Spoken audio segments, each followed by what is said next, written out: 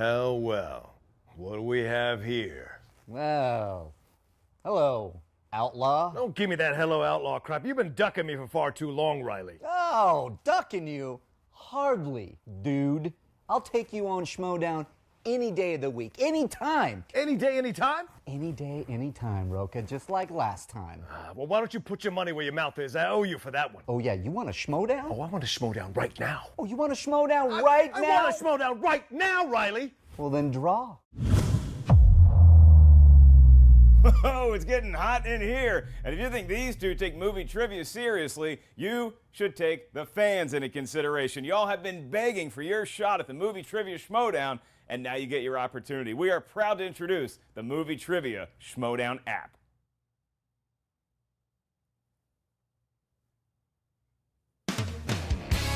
Fans will be able to play all trivia modes and compete against your favorite competitors, join a league, or play a friend one-on-one.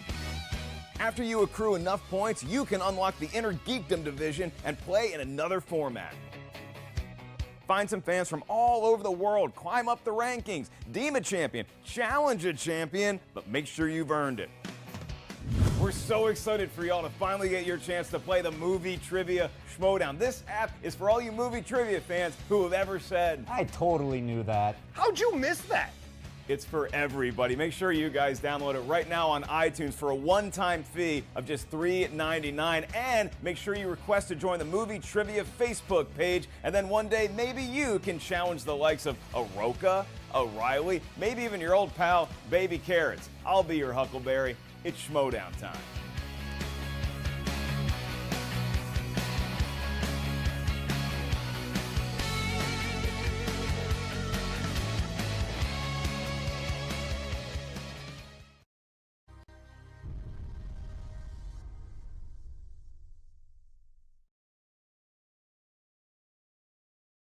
Well, I've worked with many schmoes over the years. They're my sidekicks and friends, so I adore them. All the schmoes of the world unite.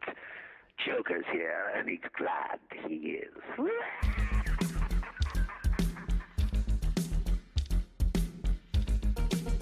Live from Collider Studios in Burbank, California, it's the Schmoes Know Show. Tonight, we don't know who's left to be in the studio, but we're gonna have a show nonetheless. Plus, a preview of Blade Runner 2049.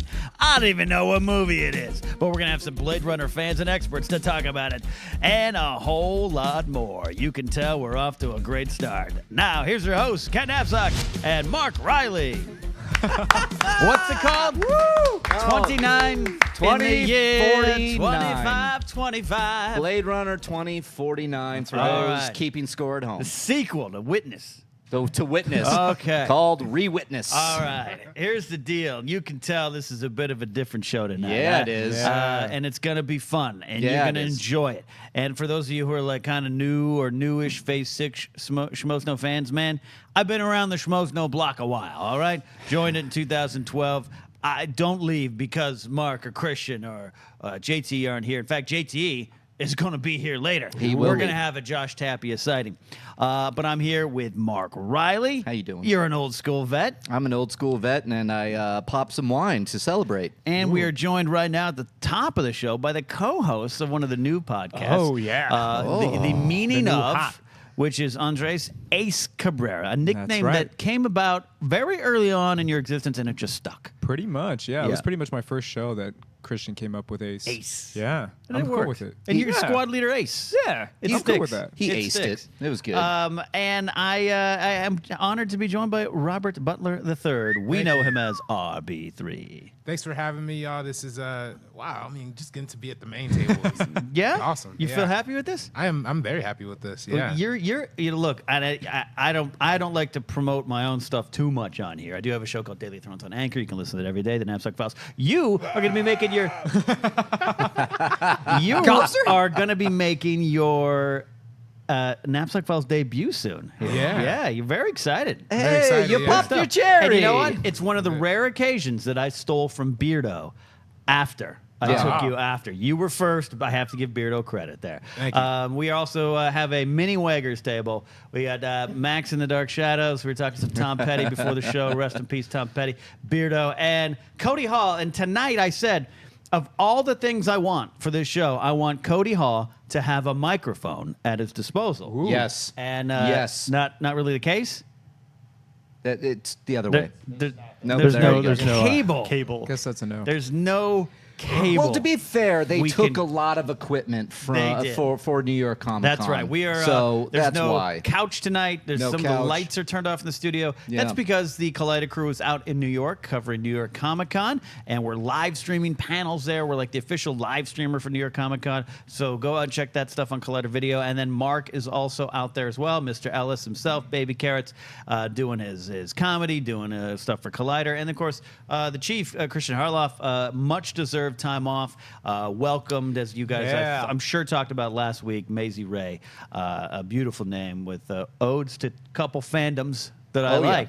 Yeah. So he and family are getting some well-deserved rest, and we always send our best to them. So we're here. And, I don't want to address, too, the world is full of tough things, and we know that there's a lot of things going on in the world in the last couple of days that are tough to grasp, tough to deal with, whether it be these horrible mass shootings that keep happening that we need to work to stop, whether they be these hurricanes that are going on there. And we want to address them, but I also want to say, come on in to our Schmoes Know bubble. Let's have some fun. Yeah, Let's take your mind off. I've been doing this for a long time. And I remember back in radio, back in 1997, I got a handwritten letter from someone who said, my husband died, and you and your partner, your radio partner, were the first people to make me laugh again, and that's what I needed. So I think that's part of what we do here. But also, we want to be mindful of what's going on. We know there's some tough times and tough things, and I say I have some perspective and look to places where you can help. Donations are big in terms of, I'll say, I think financial donations work best because you can see sometimes in some situations where you see stacks and stacks of clothes that get tossed out because stuff. Be careful where and how you donate, but I think it's important to look to help right now, and so we can all come together as a Schmoville community, guys. And we wish the world the best. It's tough times right now, but we're gonna have some fun tonight, right? Amen to I think that. we can still do that. Yes, we can. The movies are part of that. It's not just a distraction. It's something to really kind of jump into our hearts and souls and get us through some of those tough times. And I think that's what we need tonight. So we're going to talk about a movie that a lot of people are anticipating, which is Blade Runner 2049. You're almost there. You're almost there. 2049. Yeah, 2049. I know you are. We're going to talk about that about 7 o'clock because JTE, Mr. Movie Thinks Himself, is Yeah. coming on into the studio. Yeah, I want to hear his take on all this. And Yeah. I mean, I'm sure he likes the original. I mean, he's Yeah. a film guy. He's That a is film buff. That is a film. He has some movie thoughts He has movie. that he thinks about. He has movie things. Yeah. That's what he has, and he's going to put them out before everyone. Right. But you're Blade Runner. I mean, you're a Star Wars guy. You're an Indiana Jones guy. Yeah. But Blade Runner is something deep in your heart. Blade Runner, I came to later on. Yeah, I did seek it out. I think we had this conversation where it's like, Right. oh my God, Han Solo, Indiana Jones is in a movie right now. This Yeah. no Star Wars. This isn't Star Wars. Right. It was the thinking man's sci-fi movie where you're like, wait a minute, okay, hold on. This is a slow burn. This is a noir detective story set in a dystopian future, and I brushed it aside. My dad said it was brilliant. He said, this movie's brilliant. Sure. This is like Chinatown in space. And I said, Chinatown? I don't get that. So I moved on. It was years later when I was revisiting films and really getting into it that I put it in again, and I went, this movie's brilliant. Right. And it took me a few viewings to get there. Now, I'm like, with everybody, I got confused with all the different cuts. It was like, what am I watching? there's a Like, lot. Where did that narration go? Thank God it's gone. It Yeah. is. It's not good Right. with the narration. That's my opinion. Then we get the director's cut. I mean, you guys actually might know more than me on this. I lost track. I stopped. I'm like, there's like 57 versions of this, all on VHS and with like one Blu-ray that's the final cut. Right. But finally went and saw the final cut out in theaters. and was like, yeah, that's mine. That's Cool. my Blade Runner is the final cut. What year did you see that, by I'm just it was curious. the final cut? Yeah. 2007 when it came out. That's again. when it came out. Yeah. That's So- why I went right out to the theater. Ace, you're pretty invested in this Blade Runner Yeah, thing? absolutely. I know RB3 and I, you already mentioned that, but we do Yeah. the show called The Meaning Of, and we Oh, talk it's about... probably going to be one of the top-rated shows on the SK Podcast Network. I mean, Beardo Right, has Beardo? something to say about Beardo's that. a great show. Right, right. be But weird, yeah, I'll so check you that guys out, are too. you guys are in. into But what's going on. yeah, I mean, when talking about Yeah. kind of directors we want to talk about, because what we do is we dive into directors' filmographies. Right. One of my all-time favorite directors, if not my all-time favorite, is Mr. Ridley Scott himself. Okay. So Blade Runner, it's one of those films that a lot of people, I think a lot of people forget that a lot of people haven't seen, I guess you can say. Yeah, it's I one of think that's those. a good point. There you go. It's one of those Yeah, movies. It came I out in haven't. 1982, completely Yeah. under the radar, made no money. Critically, it wasn't well received until the late 90s, I think. Sure. Is when Right. it started to get a lot of attention. But Right. there's that gap of people who haven't seen this movie. I'm in that generation that was like a Han Solo movie. Nope, not like Mark alluded to, and yeah, and it wasn't like my parents sat me down and like, hey, you know, and I'm a Star Wars fan, not necessarily a sci-fi fan. Those are kind of two different things to me. Yeah. and so that you're right. This wasn't talked about on the playgrounds in the No, 80s. this was more like a movie that it's like, hey, have you seen that movie that came out 10 years ago? 10 years ago, starring Harrison Ford. It's like, Right. let's check it out. It's Yeah. really good. Yeah. But now that it has all this attention, and now it kind of started the cyberpunk. Yeah. Kind of futuristic movement, which is something that I'm yeah. very Yeah, much RB3, passionate you about. remind me of a good cyberpunk. yeah, So exactly. you're on board. I know JT's going to come in, but we'll get your thoughts over there too. But Blade Runner, something you're ready to dive into with the sequel? Well, first of all, like the first Blade Runner is probably my favorite science fiction movie. You and ever Scott made. Mans? All time? Yeah, all time, All all time. Because what it is, I mean, you kind of mentioned it, Riley. It's noir and sci-fi. And noir is like my favorite genre, and so Yeah. sci-fi is close behind it. So merging those two worlds together, and it works really well. I mean, I know the original cut was the first version I saw. So I mean, I kind of enjoy the voiceover. I'm not gonna lie. Yeah. I enjoy it from a film perspective that's Yeah. like wow, that was like you look at the evolution of this Right. movie and how many cuts there are.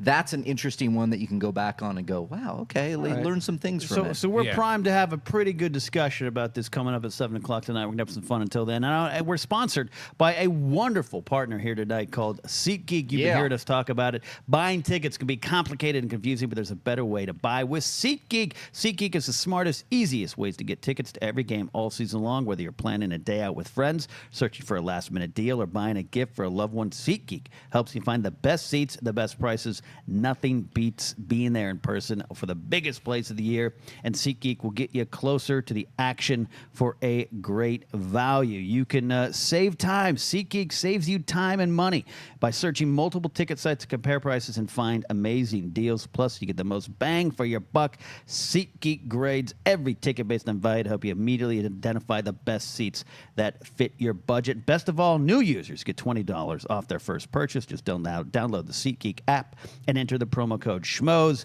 That's promo code Schmoes for $20 off your first SeatGeek purchase. See it live with SeatGeek. Right seat, right now, right from your phone. And it has worked for us. Mark Reilly, you got to see USC. Yeah, it worked. Yeah? that was great. You played RB3 's a RB3 USC cut fan, you yeah. cut that video beautifully. Yeah. I wasn't on the show, but I started getting tagged. Yeah. It's like Riley's a true fan. He's having fun. Yeah, I was screaming. I was yelling. SeatGeek Yeah. put me in a great seats. I had the moment for a beautiful USC football game of all time. It was one of the best games I've ever been to. Yeah, I mean, you went to the Texas USC game. Yeah. it's the one after the Rose Bowl, the famous Rose Bowl. You one. brought up that Yeah. the very painful thing Oh, in yeah. my life that was 2006, losing the national championship to I Texas. remember that. Right. That was our retribution. It wasn't as smooth as I hoped. Texas came out to play, and they're a good team. Yeah. Wow, it was so close. It was a last-minute field goal So you had a lot in of double fun. overtime. That's a Yeah, a great lot of game. fun. God, it was amazing. SeatGeek sent us to Monday Night Raw, and I got to Yeah. cheer Oh, on yeah. Alexa Bliss in person, and I like that there. All right. Gotta see the Clippers, too. Got to see the Clippers? Yeah, the Clippers Ah, game. there was a little bit. point in time that wouldn't be a good thing, but that's a good thing. Yeah, it was now, great. yeah? It was a great thing. Yeah. The Clippers are the LA town right Yeah, now. Beardo. Everyone up here, Beardo. man. You ever get to go to a game? No, I haven't. Yeah, I was gonna That's say. good. Let's keep it that way. Move on.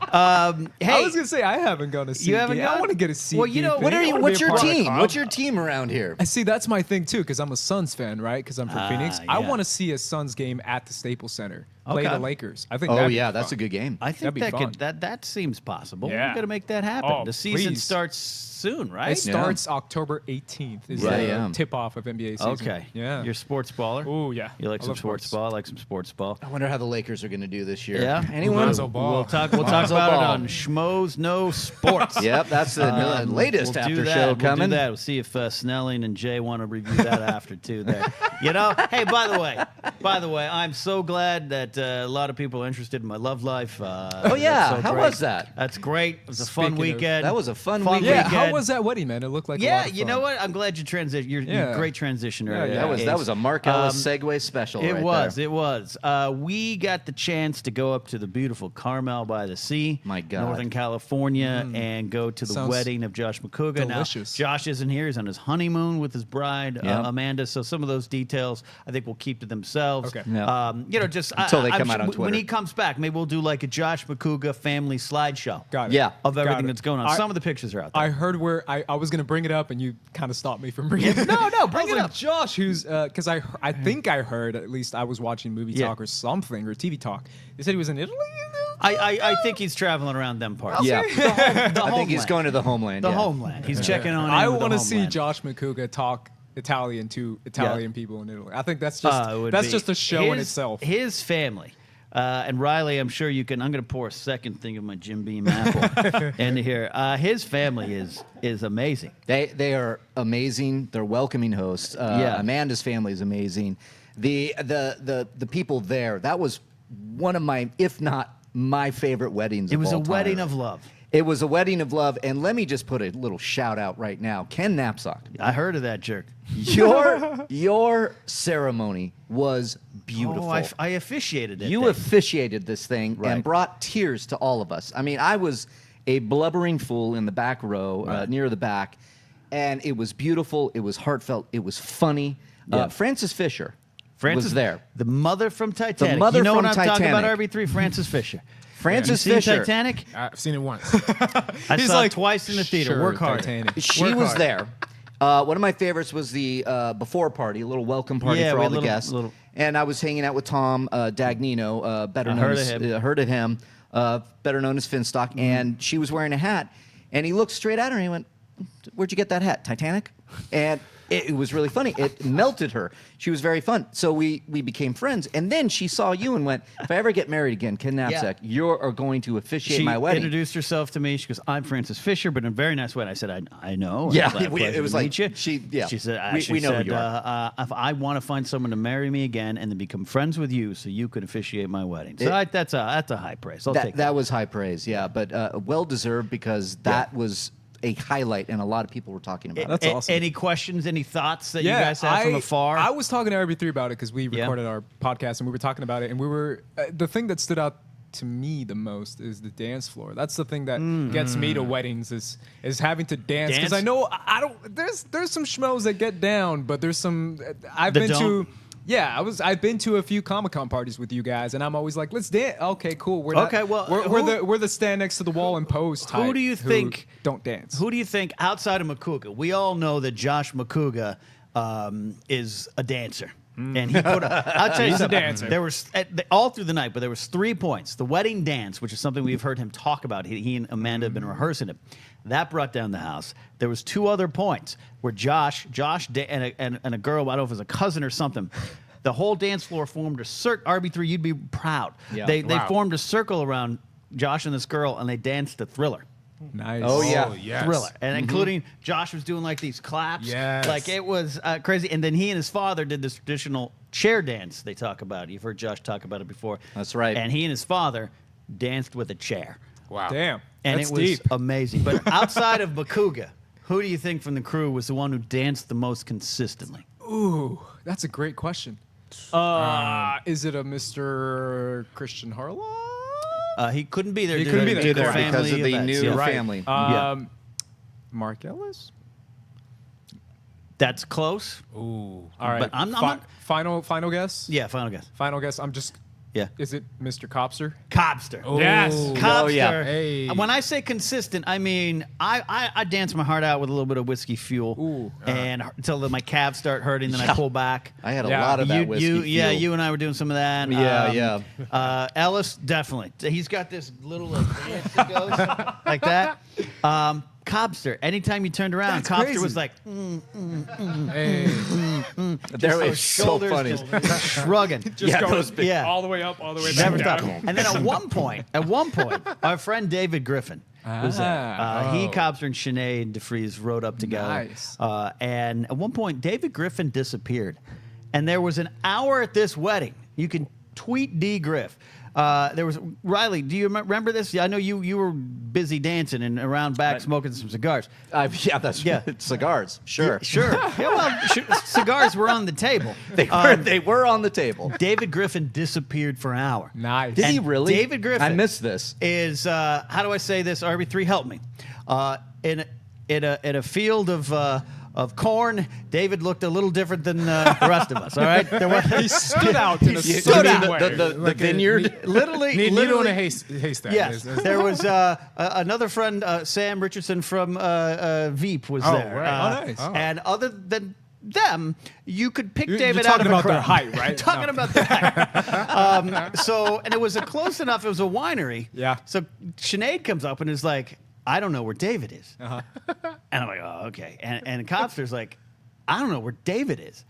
And they go to me and Grace, like, "I don't know where David is," and we're kind of looking around for David. There's very few places other than the dark the fields of the winery itself. Yeah. And we couldn't find him. And he's also dressed in a sharp black vest yeah. with a bright blue, like a turquoise blue shirt and a tie. Looked fine, looked sharp. You could have seen him from a helicopter. And disappeared. All of a sudden, out of nowhere, pops back up. And we're like, "Where have you been?" He's like, "I never left."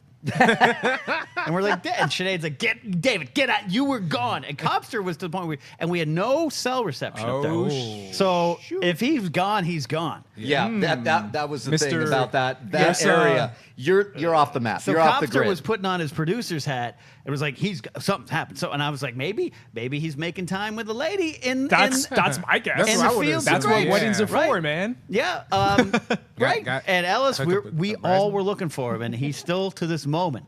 It's Dude, like I never left. He's tricking you guys. I There's never no, left. I must have been Dave- around back for that. You were around back. Yeah, you were I dealing don't, with some stuff. I don't remember. Yeah, David. There were some things. He's getting down, man. That's what Yeah. the dance floor. I mean, I grew up with doing quinceañeras. Oh, so yeah. all Yeah. you do at a quinceañera is literally get there, eat, and dance till like 3 a.m. And I did that when I was like 14, 15. So obviously I'm an experienced party dancer Yeah. person. And it's funny you bring up Copster because I remember because I've been to Comic-Con with you guys. Yeah. 2015 Comic-Con. We went to one of the parties. I'm pretty sure you were at. Yeah, A yeah. couple of others were at. And Copster was the one because I drove up with Copster at 2015 Comic Con, and Copster was too cool for school, man. Really? Yeah, With yeah. Dave? The music was He's a going cool guy. down, and he was just like chilling on the side, and I'm like, no one's gonna dance. Come Yeah, on, I was no, not the come case on. there. It was not the case Well, by there. the time we got to the dance floor, Yeah. I mean, we had some pre-drinks before the ceremony, which is a new thing I was very excited for. It's like while we're waiting for the ceremony to start, Right. they're already serving drinks.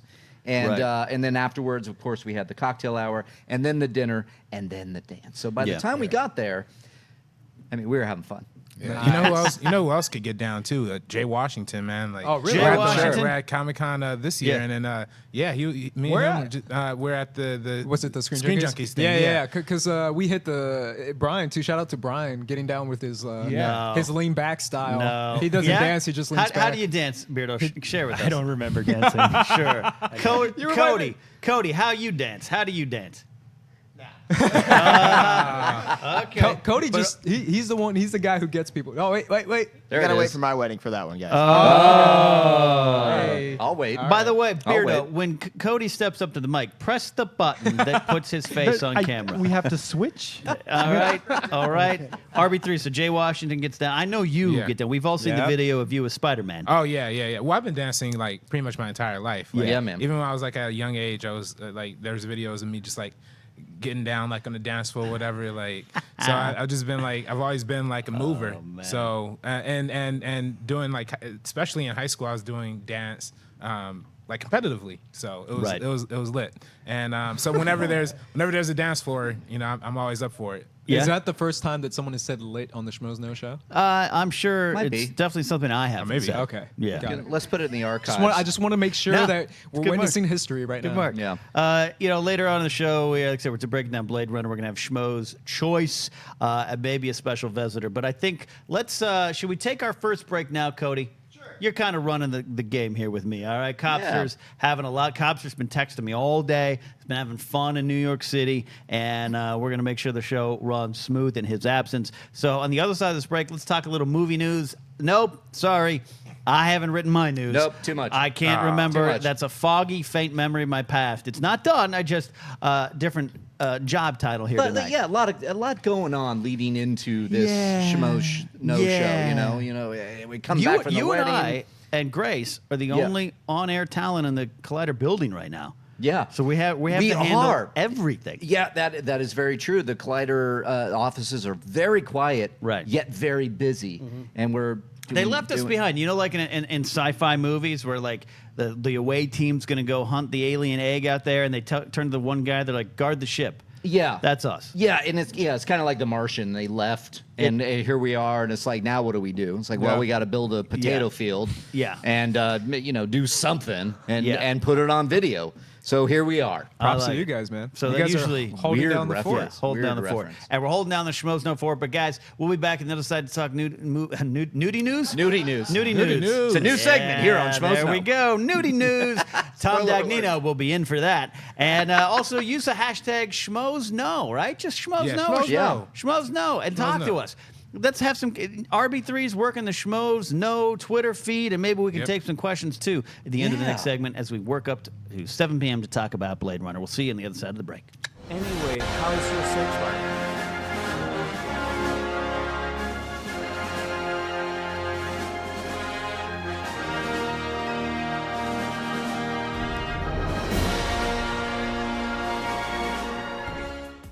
Good evening, Schmoville. Welcome to the very first break of tonight's show. Hope you're all enjoying everything because a lot of us are going to be in New York Comic Con, but there's still enough crew tonight to give you a live show. So you are hearing my voice of Ghost of Christmas Past. Is that a movie? Or Girlfriend's Christmas.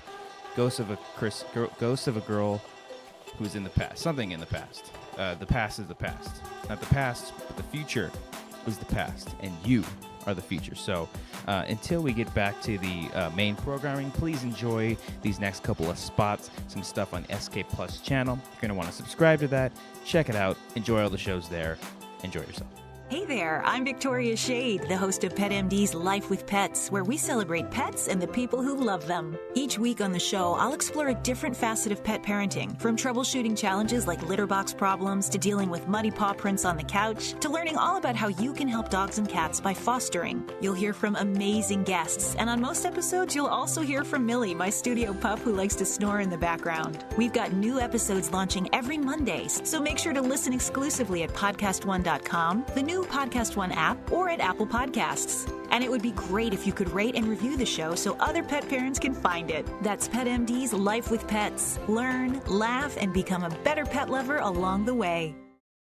Schmoville, let me ask you a simple question. What if hiring could be easier, more streamlined, less time-consuming, so even when you get busy, you can still be smart about the way you hire? Don't worry, I have the solution for you. It is ZipRecruiter. With ZipRecruiter, you can post your job to over 100 of the web's leading job boards with just one click. Rest easy knowing your job is being seen by the right candidates. Then ZipRecruiter puts its smart matching technology to work. It actively notifies the qualified candidates about your job within minutes of posting, so you receive the best possible matches. That's why ZipRecruiter is different. Unlike hiring sites, ZipRecruiter doesn't depend on the right candidates finding you. It finds them. It's no wonder 80% of employers who post on ZipRecruiter get a quality candidate through the site in just one day. 24 hours. That's all it's going to take to find somebody worthy of your time. ZipRecruiter, it's the smartest way to hire. So find out right now why ZipRecruiter has been used by growing businesses of all sizes and industries to find the most qualified job candidates with immediate results. Our listeners can post jobs on ZipRecruiter right now for free.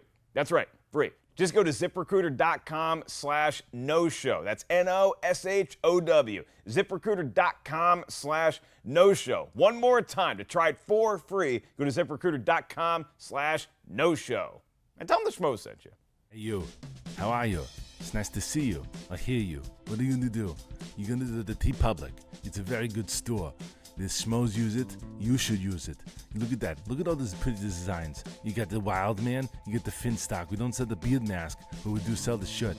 Finstock equals ratings. So do I. Maybe use them on The Apprentice next time. So what you're going to do, you're going to go to the store. If you want to buy the mug. Put some stuff in there. Drink it. Maybe you schmo down yourself. Do whatever you got to do. Schmoes, Schmo Know, Schmo Down, get down. Do it. And everybody knows that the place you got to go is the t-shirt store right there in the description. The bearded producer said to do it. You should do it. And everybody should do it. You buy it. You go there. Great posters. You got the look at all the stuff right there. Look, you get Schmoes stuff. The Luke Skywalker motherfucker. You know that? There you go. You get all those stuff. You enjoy it. Enjoy yourself. T-Public. I like it. You like it. Thank you.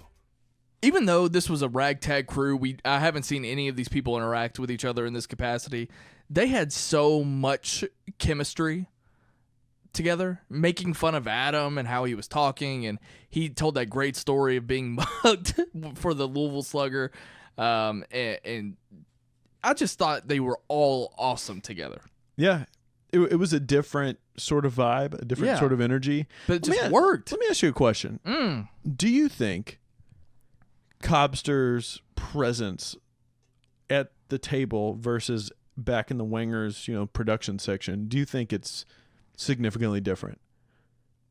I felt he came across a little bit more tame. He was in almost a better spirits, better moods. Not that he's not in good spirits, but he's always sort of on edge, sort of more hot-headed, maybe because it was a taped show. I think, to answer your question, I think he is, but it's an obvious way. Right. It makes sense. There's a whole lot less you have to worry about when it's not live. Yeah, it's probably more of like they're sitting at lunch, like, hey, when we get back, do you just want to do the Schmoes Know Show? Yeah, okay, we'll do it.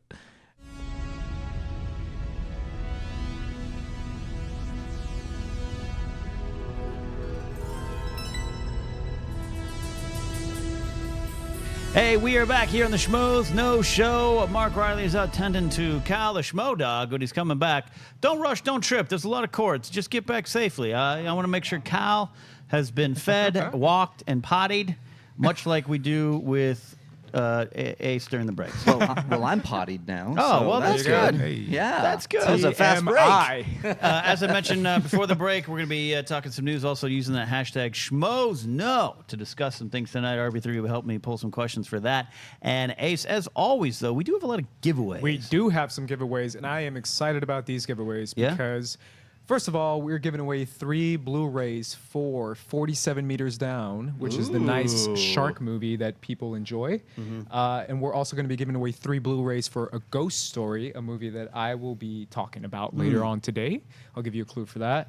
And then finally, we're giving away 3 Blu-rays of Kick-Ass, the 4K edition. I like that. In honor of Mr. Matthew Vaughn, which, just so you guys know, RB3 and I are going to be doing a Matthew Vaughn episode for our next Meeting Of podcast. That's really great. What have you covered so far?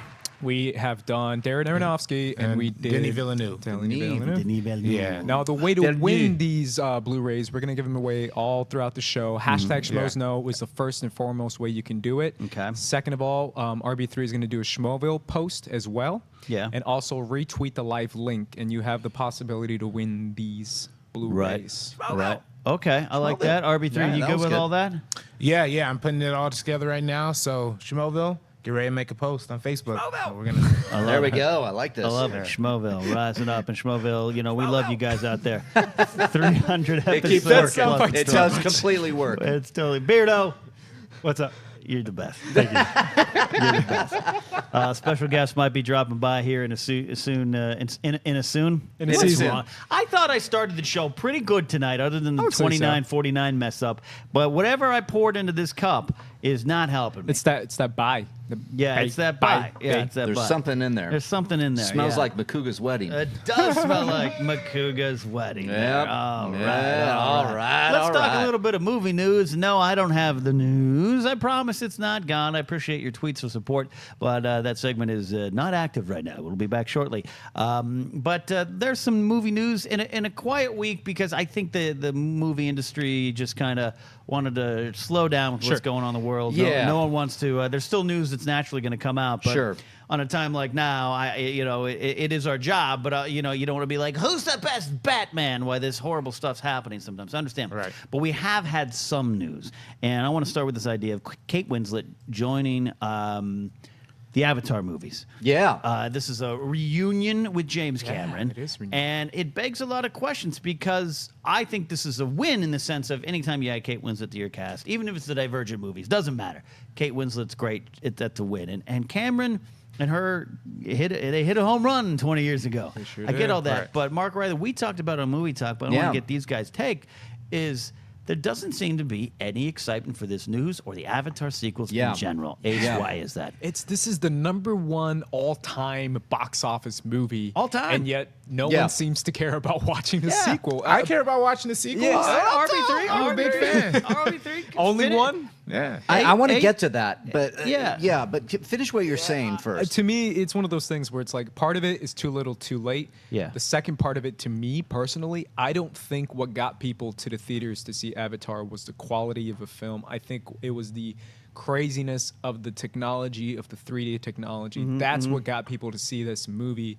But most people who walked out were like, yeah, it was good. Yeah. But nothing that's worthy of 4 sequels or whatever he's shooting right now. That's ambitious, RB3, but you're looking forward to this. Yeah, I'm a bit. Look, Avatar was the movie to me that like motivated me to get into filmmaking. So Right. it was definitely like that's a big piece of my. And again, I kind of disagree. Like when people were walking out of that movie, they weren't thinking like, oh, it's just good. People were raving about it. I remember seeing 10 out of 10 reviews. It got nominated for Best Picture. It won the Golden Globe for Best Picture, and then but it's of course like the backlash happens, right? Like Sometimes something it's makes just a lot that, of money, right? yeah. And then I think we get a little murky in the waters, like as to where people actually stand on the movie. People who were giving it like great reviews back then are just saying, it's all right. Right. And that might be because of the presentation has changed, Sure. because the 3D. But I just think it's interesting that like this movie had just flip flopped so much, and it might just also be like people aren't fans of 3D, and that movie ushered in a whole new era of it. Yeah, 3D is tough for an old guy like me. It makes me a little sick, but Yeah. But I'm excited to see what technology Cameron brings out with this one. yeah, right? and that's the thing, Mark Reilly. Yeah, you have Yeah. a point about him anticipating it, or No, what? yeah, that's the thing. We have little side conversations here in the studio where it's like James Cameron has always executed very well. All of his movies is subjective. Sure, you could say, well, this one's better than that one. Story-wise, I think it's his weakest movie when you compare it to a Terminator, T2, The Abyss, True Lies, all these things. But he always brings something special, and he's not going to just waste time on 4 Avatar sequels. So the technology has to, he obviously knows there's something there that he's going to push forward. So in that sense, I'm kind of like interested to know what he's going to do, because we had a kind of a revolutionary, that might be a hard word to use, but for Rogue One with Tarkin coming back, and I know there's the uncanny valley that people talk about, but I remember, who was it that came out talking about this? Was it Iger, or maybe it was John Knoll, where it's like, this technology is there now that we wanted to do this. And so they did Tarkin. They brought back Peter Cushing. So what does Cameron have up his sleeve that we can kind of push that forward? That's the thing about this guy, and I get he doesn't write Howard's End in a room with a view. I understand that, but and it's like same with like Lucas as well. All right, Right. Star Wars is Joseph Campbell myth. Got it. Sure. All right. Still good, but Cameron has always been at the forefront of technology, and I know you're a film tech guy, RB3. I know that you said Avatar inspired you. It's not because you want to go become a Navi and fly around and everything. It's because how you saw how storytelling and technology can collide into one great thing. Right, and when that movie came out, I saw it like twice in IMAX 3D. Right, it was like it was a transformative thing because nobody's ever seen it before. Right, all the way down to the visual effects were just straight masterful. So, and again, we don't know what Cameron's up to. We don't know what he has up his sleeve, but it could be something interesting. We could see laser technology being incorporated. I don't know. Maybe there's a VR twist. I don't know. That's why I'm really excited to go in and see. And I think you bring up a great point, Ken, with the story. Thanks, RB3. Yeah, with with Star Wars being a Joseph Campbell thing. Yeah. And Avatar obviously borrowed a lot of elements that we're familiar with as well. Fern Gully. Yeah, Fern Gully, Pocahontas. And I don't, again, when you watch the behind the scenes, it was written in like the 80s, so I don't know if he was directly ripping that stuff off, but it's a valid point. It's a valid point of criticism, but there's a lot of movies that have like less original stories, but I think the backlash, kind of hinders a lot of people. Right. It Is it happens just that, a lot, Mark? though. Yeah. Well, the backlash, it seems to I was surprised at the reaction of J.J. Abrams coming back to the Star Wars universe with Force Awakens being such a juggernaut, not only at the box office, but critically.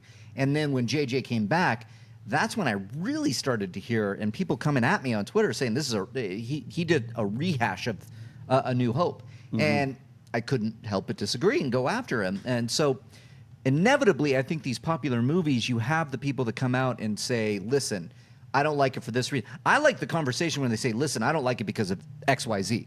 When they come at me and go, that's just stupid because you suck. It's like, bring something to the table. Talk to me. It's also the backlash of like a very popular movie that people overhype, and then all of a sudden when the hype kind of goes down, it's what I told you guys last year about hearing a really good song over and over and over and over, to the point on the radio where you're just like, this is a really good song, but this is just bugging me right now, and people start to get annoyed by hearing so much about it. That's the La La Land effect, because that's what happened to La La Land, which I still think is a great movie, and everyone's like, that was a terrible movie. And I'm like, that was a great movie. The songs, the one song, City Stars, no. Okay. No, Yeah, no. Mark Reilly hates it. I hate that song so much. Song. It won Best Song? What is wrong with you? Yeah. I could write that song. No, I couldn't. What are RB3? Oh, no, I just wanted to say, I think one thing that people are also overlooking, too, is Cameron's kind of the king of sequels, right? Yeah. Aliens is better than Alien, in my opinion. You can have a discussion. That's a good discussion. I don't disagree, I don't disagree. And Terminator 2, arguably better than the first Terminator. Again, that's a debate. That's another one, too. I mean, needless to say, all of the sequels managed to step it up and create at the very least, they're not letdowns. No. I agree in as far as like scale-wise, they're huge step-ups. Yeah. As far as Aliens and with T2, it's a huge step up as far as this grand scale of like an action movie. But I don't know. I'm just such an Alien fan that me too. That's fair, but the point remains, he doesn't destroy disappoint these with properties. sequels, correct. Well, he has 4 movies. He has a story that he wants to tell. Yeah. This is the one product that he has put out there. Not Terminator, not Aliens, not The Abyss, not True Lies that people begged for a sequel. He has 4 movies in him for Avatar. So that, I know I may have talked a little negatively about it on Movie Talk, where I'm not that excited because Avatar didn't do it for me like those other movies did. So he obviously has something to tell, and that, It's also interesting to me that he might be putting his legacy on these movies in the sense of, he did amazing other things, don't get me wrong, and one for Titanic, but his latter part of his life and career is these movies. That is a calculated risk. I respect that in a weird way. Yeah. And hey, comments on Wonder Woman notwithstanding, I get what this guy does. Yeah. And I'm curious to see what he's got going on. But that's that. Some news notes there. I want to move on here. I interested in this. Anyone at all interested in a Bob's Burgers movie? Yes. RB3 is. I love Bob's Burgers. RB3 is just a jovial guy. Loves everything. Bob's Burgers He's like the opposite of Beardo. Oh, yeah, Beardo. Beardo, everyone knows Beardo hates everything. Here's how excited I am for a Bob's Burger movie. I put up my DVR the other night, and I went, Family Guy's on. And I clicked on it, and there were Bob's Burgers episodes, and they got it wrong. It said Family Guy, but Bob's Burgers on, and I was mad. And I turned the channel. I haven't watched That's how it. excited I am for Bob's Burgers. A movie. lot of Sorry. people, a lot of people that I know love it, so I'm Yeah. on board with that. I respect, if someone else, likes it, I'm like, all right, let's take a look at it. I just never Sure. got Yeah, into but it. But I love H. John Benjamin. Sure, but I do feel like, I speak nonsense sometimes, but maybe it's the animation effect of bringing an animated show into a movie. Doesn't My Little Pony the movie is coming out? Yeah. Ninjago didn't do well. Right. Like no one's talking about these movies that are animated TV shows that everyone loves in animated serialized versions, but making it a movie, is it unnecessary? Well, see, I think that's the difference with Bob's Burgers because obviously Simpson is network and Bob's Burgers is network too. It's on Fox, so it gets like that wide appeal. My only worries about like doing a Bob's Burgers movie is that as opposed to the Simpsons movie, it doesn't have like the full range of characters and it doesn't have like the full. Okay. Yeah. Well, so. and I know the creator was talking about he's very aware that they need to take these characters on an epic adventure, and it's interesting to see if they can do that in these times there. Drop it on a summer release too. Yeah, which I find- midsummer, July. July, was it July 17th? 2020, yeah. 2020. That's a bold move. That's a for, good date. Yeah. It's a good date. That is smack dab in the heart of summer movie season. So good on you. I mean, Right. I respect that. I mean, if you have a fan base and you have a story to tell, then put it out there. Great. I will support it in the sense that I want, these people, these passion projects, get it out there. I just haven't been. I don't think I can't speak on it. I haven't watched a Bob's Burger episode all the way through. I got you. I So got you. that's my take. RB3, you like a lot of things here, but let me ask you this. Did you like 50 Shades of Grey or 50 Shades Darker? No, I did not. Okay, that's fair. What do you feel about Kelly Marcel, the screenwriter, who adapted 50 Shades of Grey, taking on Venom? Oh, I didn't know this. Oh, yeah. Breaking news in RB3's Doing the world. latest draft This is of Venom. heartbreaking news. Yeah. Breaking news. Breaking news. Yeah. This is some heartbreaking news right here. Just when you're starting to get excited for Venom, man. I mean, know. They added Right? Michelle Williams, Tom Hardy, That's- Riz Ahmed. I don't know. Jenny no, Slate? Jenny Slate. He's I great in might this be now. able Slate. to help you out there, though, Yeah? because I did do the notes for Movie Talk before the show. Oh, yeah, Movie Tech. I've been hosting all week. How's, Yeah, that, how's you- that going? You've been doing great. Oh, we've man. been having some fun. We've been having Yeah. fun. Yeah. Have people been watching Movie Talk with Yeah. Ken hosting? Yeah, it's kind of crazy. He's a professional. He's phenomenal. Right. And I'm just there. And I haven't seen a movie. Not one movie in my entire life. That's what I love. No. That's what. Well, Not here's true. the thing. Not true. Here's the thing that got me Fake excited. news. Sure. 50 Shades of Grey. She Yeah. wrote 50 Shades of Grey. Sure. You'll go, oh, shit. Stinker, right? Yeah. She also wrote Saving Mr. Banks. Oh, that's Right. dope. Okay, one of the writers on that, and she's also going to be writing the Cruella DeVille. origin story with Emma Stone, the live Okay. action. I'm in. That's interesting. So- but that also shows how, and maybe we in the movie news industry are part of this. 50 Shades of Grey writer takes on Venom. Oh, by the way, this other good thing that's pretty intriguing for Disney. Let's not talk about The that. movie news reporting landscape is run by SEO, and nobody's Yeah. going to put Saving Mr. Banks And writer. SEO means, for those who aren't paying attention. Yeah, the search engine optimization that, you put that in there, people put a search in, they go 50 Shades of Grey, Venom pops up. Here we go. Yeah. So you put that in there, and that's what's selling the headline. Sexy headline. It's a sexy headline. That's a pun. And that's fair. And It's I get very it. fair. I mean, it's fair.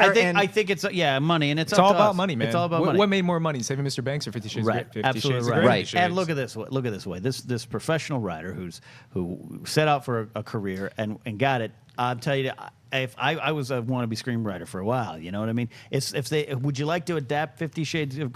That's what I'm I'd saying. do it. Let me cash I'd that do check it. Yeah. tomorrow. She adapted the novel, right? Yeah. She adapted the novel into Yeah. the screenplay. One of them. It's taking Twilight fan fiction and making it into Yeah. a movie. Hey. That's a hard Oh, task. you to can do. take she's the only writer credited on the movie. That's so insane. So Insane, we're man. gonna have a special guest here in a second. Here, you guys are great on this news discussion.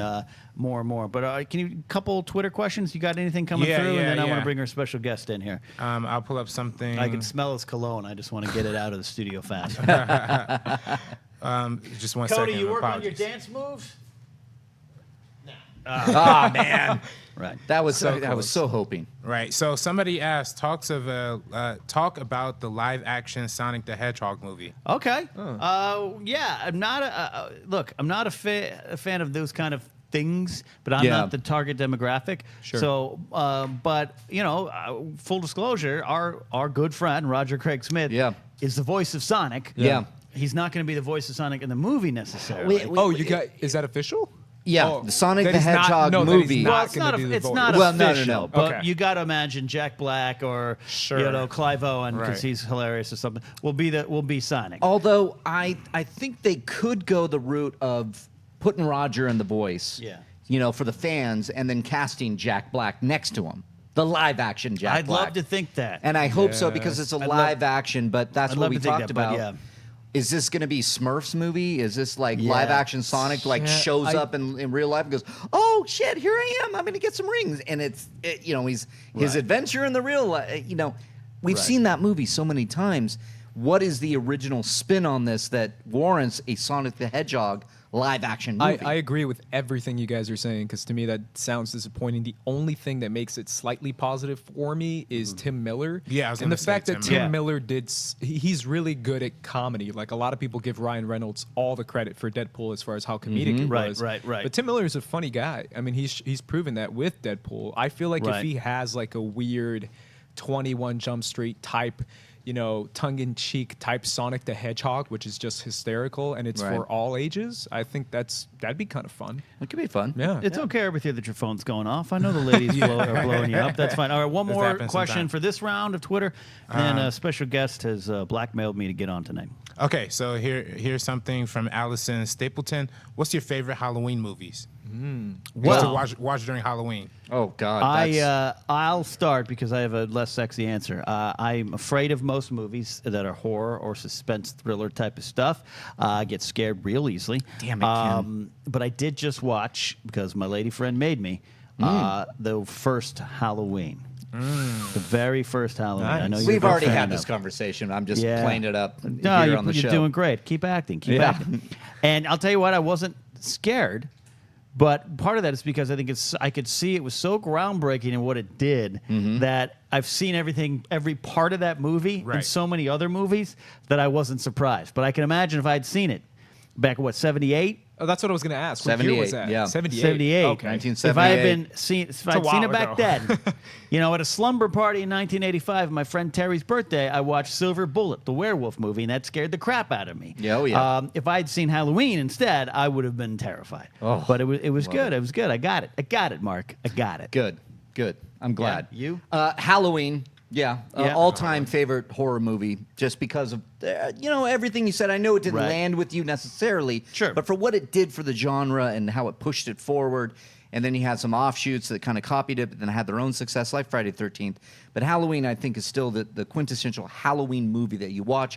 I did watch the original Poltergeist the other night. Ooh. Stands up damn well. Love Poltergeist for the Halloween, setting it up. With Halloween. Friday the 13th, Part 6, Jason Lives. Good Halloween movie. Yeah, because we have, Jason rises from the grave, comes back, after Part 5. Wasn't Jason. Sorry, spoiler alert. Cody? Yeah, thank you. Ruined that for you all there. Thank you. Jason, not Jason in Friday the 13th, Part 5. You can yell at me later. Exorcist, another great movie. And then, of course, Trick or Treat, which has become a very fast favorite of mine. Michael Dougherty, who did an what do you call it? I can't even speak right now. It's the vignettes of stories that are together, like 4 stories together, that celebrates Halloween. That's a great Halloween movie. Right. So many more. I could go on for hours. Ace, give me one quick. So a buddy of mine does Halloween nights every year. Yeah. And we basically Is his name Universal Studios? No. Oh, okay. So Fair a enough, guest fair enough. brings in a movie every time, and every time I talked about this a few weeks ago, but Yeah. I'm a very, very, very passionate vampire guy.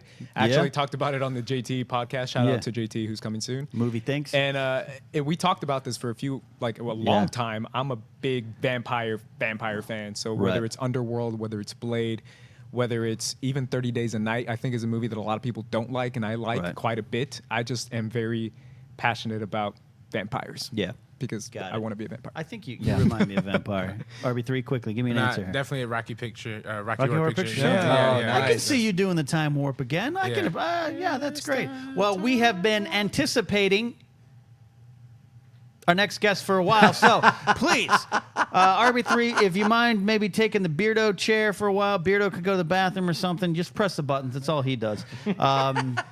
welcome our guest. He was with us at the Josh Macuga wedding this weekend. He was. He is a member of the Lions Den. He played for the New York Mets for 2 years, I think, in his mind. Please welcome Tom Dagnino. Yeah. Bottom line. We throwing the headphones on here? Yeah, throw the headphones throw the on. cans on. And we might. For those who didn't know, this is Yeah. my road trip partner. Yeah, you guys had a nice road trip all the way up to Carmel by the sea. Oh, we left what? Crack of dawn, Yeah. 6:30. It was beautiful. By before noon, we were wine tasting. Yeah. That's how great it was. It was great. You don't strike me as a wine tasting guy, Tom. I drank one bottle in 2 minutes. Yeah? Yeah, I was done. 2 minutes. When we were sitting there, yeah. Oh, I'm The sorry. whole- I haven't been around in a long time. I got a new job. Yeah, you've been working hard. Yeah, I've I been helping a understand. lot of people out. I'm doing. It's innovative. It's a new startup that I started. It's a sex playlist guy. So boy. basically, what happens is I was ready for something serious. I was like, guys and women who Yeah. don't know what they're doing, in the bedroom. Yeah. I make a playlist for them. Oh, you know what? That's actually an interesting. I could. You looking for investors? That's Yeah. not a bad idea. Of all the all crazy, I have is good ideas. Of all the crazy crap you've come into the studio and said over the years, that's the first time you've spoken some sense to me. Yeah. This could be a good thing. Well, you got people playing Wu-Tang Clan. No girl wants to hear that. No, Right. you gotta get What are you, in that jail. slow. A You lot of know? people don't know a good quality slow R&B song. Well, Like, true. That's what you need. Well, there's an algorithm to it. You got to start off slow, but then Yeah. you can start getting into it, and then you could start playing something. You obviously Marvin Gaye, and then you got a couple other ones. I'm not going to give up my my playlist here. You're not going to give away business for free No, here. but Yeah, some people, absolutely. goth girl calls up. They want some Marilyn Manson stuff like that. It is what it is. It's a great job. I All love right. it, Well, and I I'm hope doing that's great going. at I it. hope that's Okay. going well for you I'm there. gonna start laughing We're going to be talking about Blade Runner shortly here. We're waiting for our little evil friend to arrive. Well, I got a lot to say about that. Yeah, about him. No, he's the best. He clearly wiped the floor at McQueenie. Yeah. Oh, big win for JT in the Schmoedown. Yeah. Ooh, might want to throw up that split. Yeah, well, thank come you. on. The match was yesterday. Yesterday. It was like The match was yesterday. Yeah, I've got a job to do. Okay. I've Some got of a these job. some of these people really need to realize, watch the goddamn thing when it first comes out. Yeah. Right. You know what's like. Like growing up, if you and I missed an episode of MASH, it was spoiled on the playground the next day. Yeah, of course. My grandmother would spoil it. You open She'd the call me OC up, "Travis, register, did you they see what recap Hawkeye it right did?" there. Yeah. It's ridiculous. Or like a football game or a basketball Anything. game. I mean, you. I view it like a sporting event. Yeah. It really is. And the spoiler culture is hard to really pinpoint. I get the spoiler culture. Yeah, but well, I was called out. You were yelled at the Collider Live I show. commented on a movie, Jurassic Park, that's been out for 20 years, Yeah. and I ruined the movie, apparently, No. before the movie. Yeah. That's Yeah. impossible. Yeah. I talked about the T-Rex escaping the pin, and I got yelled at, and I said, folks, it was in the trailer. Yeah, Spoiler newsflash. alert. Newsflash. They build the DeLorean and Yeah. He goes Spoiler Back to the alert, Future. Goes though. back to the future. Stupid. Macuga's wedding was fun, and you were there. We were talking about it up top. Any stories there? Yeah, I was dressed to the nines. I mean, I had a sharp. It was a nice on. suit, man. Oh, it was, I gotta it was t- I clutch. gotta It was tell you. Gucci. I was were the Gucci kicks? head to toe. What were the kicks, man? Oh, Gucci. Okay. Suede. Yeah. Yeah. What, Gotcha. Beardo, what's Yeah. going on over there? I hear cow barking in the background. Oh, it's probably JT It's trying probably to get is it. JT. Send Oh. Max. Cal might eat Max. It's okay. We're good Here's with that. here's how bad of a dog father I am. I had no idea he was not in the studio with us that's right now. fine. That's probably Can what you Cal also thought. let my dog in with me? Hey, Cal. Cal, come here. on. Oh, Come here, buddy. There's Who is that Cal. guy? Oh, here he is. I got to tell you. Look at that. Look I got to at tell you, that. Macuga's, There's Cal. Yeah. Macuga's Cal- wedding was the Cal best just wedding almost- I've He's ever gonna been to. knock. He's gonna knock my mic cords off now, right? You know. All right. So you had fun at the wedding. though, Macuga's right? wedding was the best wedding I've ever been to. It was Right? A spectacular. tearjerker. Right? I even shed a tear. A lot of pressure What a on g- Cody Hall right now. I was Yeah. I was talking about that earlier. How beautiful a wedding. Ken's officiating was. Yeah. Did I off make the you hook. cry, Tom? I was talking to Scott Eastwood off to the side because they were there. Right. And I talked to Scott he was Eastwood. he was Nice like guy. he's like, who is that guy who officiated the wedding? And I Yeah. go, that's Ken Napzok. I go, he's How do you- fantastic. Why, he goes, why his are last you guys hanging out with Scott Eastwood? And Scott stuff? Damn, dude. Eastwood. Yeah. He Oh was yeah, getting- Scott Eastwood you was know, there. It That's was- cool. He was getting Yeah. hit It on was by really cool. every girl there and guys. So Yeah. crazy Dudes, part about too. it was I was like, hey man, Carmel's like your town. He's like, yeah, we run this town. Is, He's a great guy. But Pos- Francis Fisher. We whatever- talked I- about I Francis mentioned Fisher. Francis Fisher. He gave you credit for We making did. the The one Titanic thing I joke. said when she came up and introduced herself to us, what did you say? You said, Would you wear that hat in Titanic? Yeah, And I that got her. Oh yeah, she that loved got me. her. She absolutely loved it. Loved what I was doing the whole time. I was on fire too. Well, so and it it's was what it it's was. typical of Dagnino because she's a friend of the family, and a lot of people are either aware of that and just, hey, it is what it is, or it's a respectful, like, we're not going to bombard you with who you are. And then I look over and like. My girlfriend's like, oh my God, that Francis Fisher, like, I love Titanic, Rose's mom, come on. No one's really addressing it. And at one point I look over, put down my fork from dinner, and it's you. And of course it's you. You're crushing her. I crushed her. That she's laughing and joking and making Titanic jokes back at you. She said F you to me about 30,000 times. Yes. Yeah. What do we say, too? We're like, when we see you at the wedding tomorrow, what are we doing? Yeah, shots. Yeah, exactly. And that's what she was Frances doing. Fisher was down. She was fantastic. I stole her hat. Yeah. I liked it. It was on the floor. I was like, what are you doing with this? She didn't listen to me. I took it. Whatever. It's over with. You put it on eBay. Yeah. Oh, it's sold already. That's amazing. Oh, man. Well, we're going to have some fun here now because I don't know how we're going to. I want Ace in on this, but I think Tom, too. Oh, the big homie's here. Yeah. Perfect. Little Evil, JTE, get over here. JT is here. I was with JT last night. I bowled a Want to 229. share? Do we share? How do we do? You want to hover around? No, I want I you can- in on this Blade Runner talk. Yeah, but I can We hop need you out. for the Blade Runner. JT, tell him what I did yesterday at bowling. This guy does what he always does in life. He dominates It any was- facting. I don't care what sport it is. I don't care. It could be, polo. He'd be killing it. And one of JT's buddies is a big fan. It was the first time he ever met me. You hang out with fans, JT? No, it's his college roommate. No, it's my old college buddy Dan. He's visiting in town, and he Nice. follows Schmoes. He's a big wrestling fan, just like you can. Okay, love it, love it. Been a fan of Meet the Schmoes, the Finstock, and he got to hang out with us last night. It was a lot of fun. All right. I love introducing. He was throwing the ball like an animal. Well, his name was Danimal. Yeah, so. his nickname is Danimal. Danimal. So you guys are bowling buddies now. Oh yeah. Oh, all the time. This is a friendship Darts, bowling. that's formed early on. Yeah, we're the best together. No one could stop us. Cody, you have trouble with that? We're legit. JT, I've talked it. Bowling is my sport. Where the hell is my invite? Wait, really? Can you I bowl? would kill, I would Do you kill live Tom close at bowling. enough now where you can come? Have you ever bowled a Hey, man, 229? Anytime, Cody. Oh, bring Anytime it you on. want to run. I'll meet you like I did in Madden. Come on. Also, I man. know I canceled the week before. Yes. Didn't know you were I do going get the last invite. night. Oh, yeah, which that I was- It was I spur was of the moment. available. It was I spur of the moment. It available. was spur of the moment. But right. yes, he Okay. honestly didn't think he was going to make it until like the last second. That's usually how it is. I'm with there Tom. next time. Yeah, next time. I came usually- in hot and just roasted. If you invite or book Tom on a Yeah. show or anything, you're not You sure never to know. the end. Yeah, yeah. you're not Totally. sure Yeah, till it's, it well, gets you there. know, I'm a busy guy. I'm doing sex Yeah. playlist stuff. It's 24 hours a day. Yeah, before we get into Jesus. the task at hand, which is Yeah. discussing Blade Runner Yeah, I'm excited 2049 to talk about it. and the Blade Runner movie back in '82.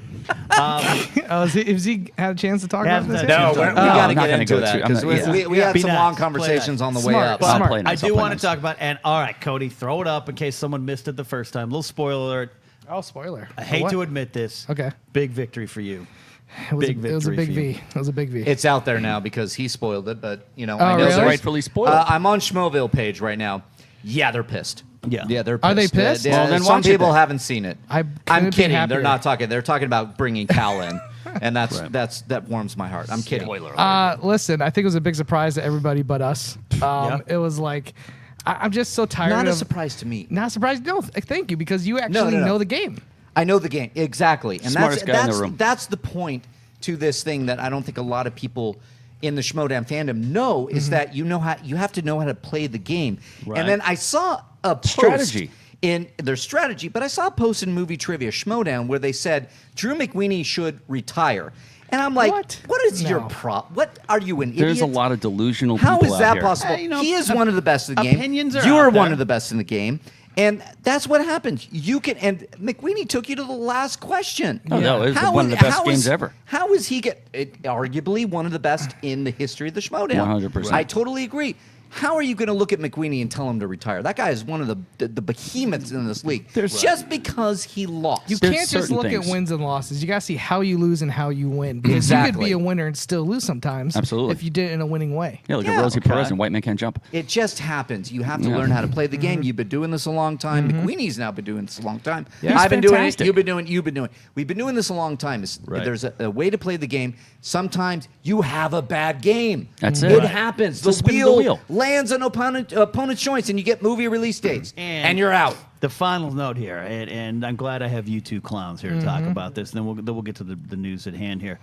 This sets up a pretty epic battle Patriot versus Patriot, you versus Jeff Snyder. Are you emotionally prepared for this? I'm ready for it because listen, a lot of people always say Jeff Snyder carries me. Like, and I think again that's the same people that see a win and a loss and they think you're the best, you're the worst. Sure, right. They don't really look at the game.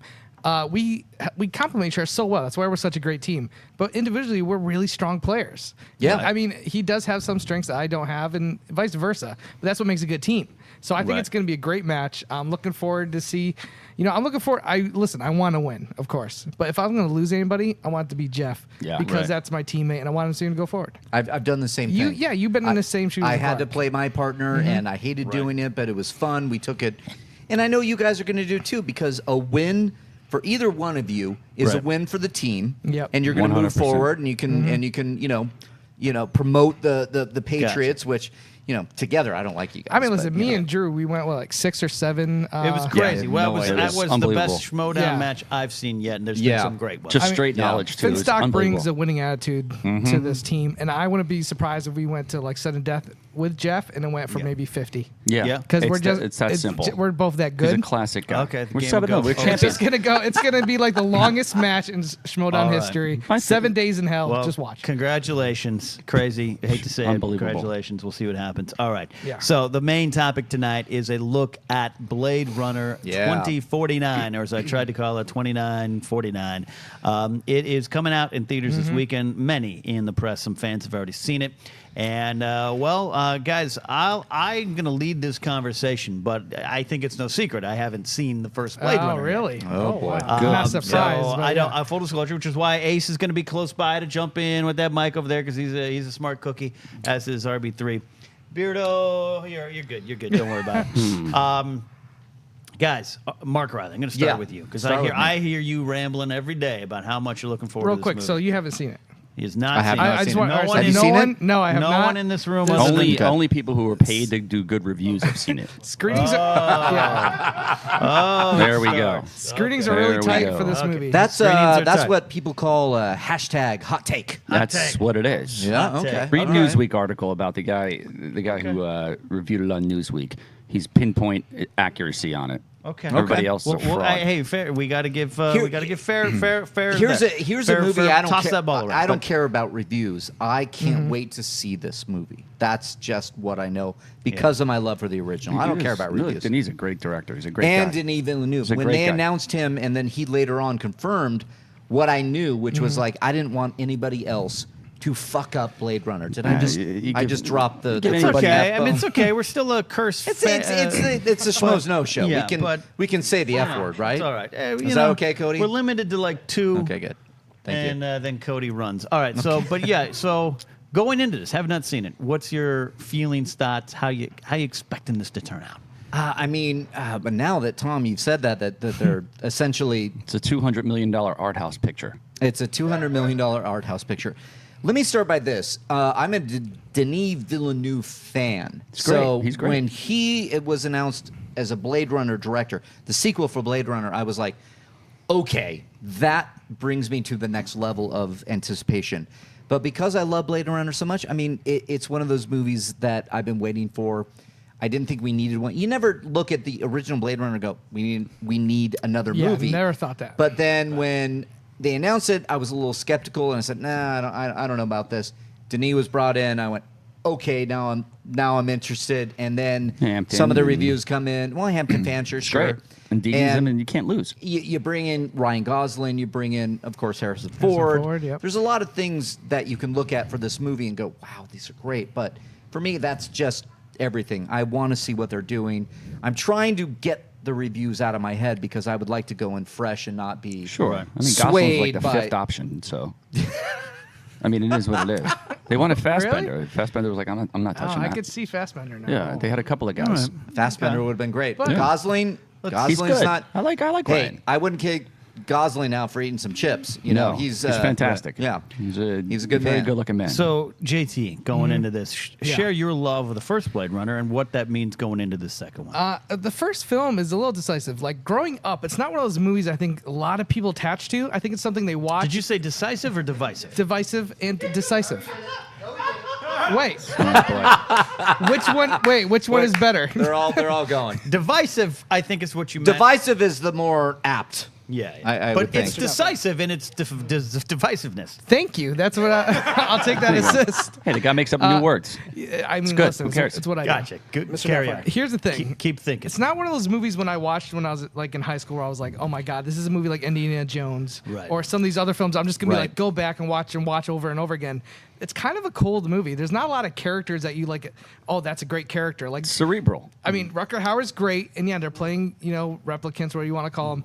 But Sure. it is a movie that is just, it's not something I'm going to throw in whenever I'm just like, man, I need to have a good time. I'm going to throw in some Blade Runner. It really is. You don't put it on the yeah. background like we do Rogue One on No, Netflix. it's not a right? white. It's not a white noise movie. So for I, sure. I understand when some people who don't like really attach themselves to movies, they don't like think of it fondly. They think maybe it's a little overrated. I kind of understand it, but if you really are like, once I went to film school, I saw that movie through a whole different lens. Yeah. The production design, the art design, all that stuff, the cinematography, like I had a great appreciation for it after I went to film school. So like I could understand some people would be put off by it. Much like Creed, which was a movie that I was like, I love the fact they want to do something else with that whole, the Rocky storyline, but Rocky Balboa ended it so well. I was like, how are you gonna not ruin it? Is what I was worried about. And what I really enjoyed. Oh, headphones went out. Yeah, no, headphones are good, guys. Yeah. Just I can only hear things out of one side. Yeah, same here. The show is Show's still working. going. Must go on. We're still live. We're good. Perfect. Was it my dog? It Might have been, but It might have been. We're back. We're back. Might But have I been will my say, dog. Yeah. the main thing is I like the way they're approaching it. They're not saying we need to make a sequel. Not like Creed was like we need to make a sequel to Rocky. This is not like we need to make a sequel to Blade Runner. Let's make an original story. The director's telling his own story, but in this universe. Yeah. He's using it as a familiarity to just like Right. make something Right. new and interesting. Right. So for me, I love the way they're approaching it. I think it's the same way they approached Creed. And listen, I know a lot of people who've seen it, and Yeah. I have read some of the reviews. Yeah. If it's anywhere near as good as some of the people I've heard say it is, it sounds like they hit it out of the park. Okay. Yeah, I think you have to avoid some reviews. Oh, I haven't read any reviews. I'm literally talking about just people like, don't No, tell me we're anything. talking- Is it yeah, great? yeah, You mean the paid guys? I actually read a review and was spoiled within the first sentence where Look something out. was revealed about that was kind of like offhand and I know Blade Runner 2049, Warner Brothers went very far to say don't talk Yes. about the plot Yep. because it's a spoiler. Sure. And Frosty even said Well, that. so I know every second of the plot.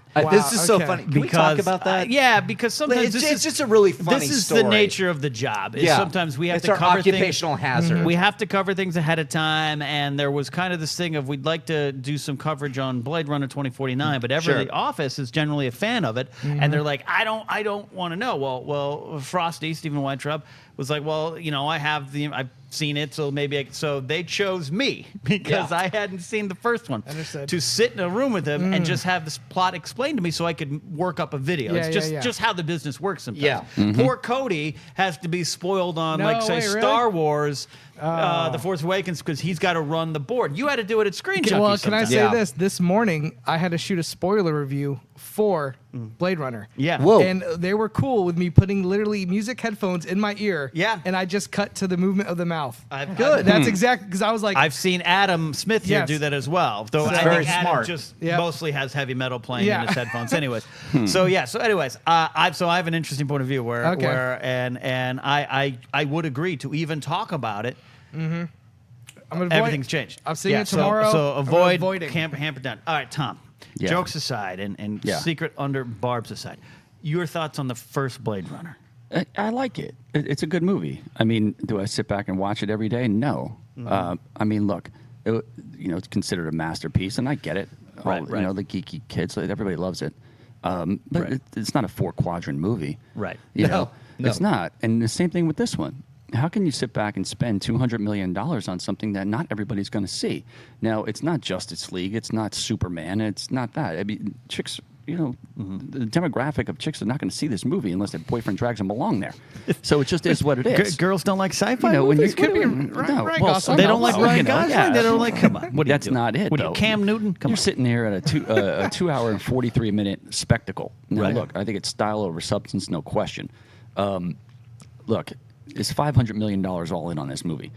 Does it make its track to make $100 million globally the first weekend? Right. That's China. That's everybody. Our buddies. Wang. He's going to see it 100 times. of course. But the thing is, will it make that money back? I doubt it. You know, the foreign rights were sold off to Sony because the company that I was working for that tried to put me in jail was, the FBI was at my door. I answered the door in like a pair of Gucci underwear. It was great. But anyway, that being said, yeah, it's get to a point where like, can this movie make $500 million globally? I doubt it. I doubt it. And then nobody sees any money. Is that why I'm seeing that company make this tweet?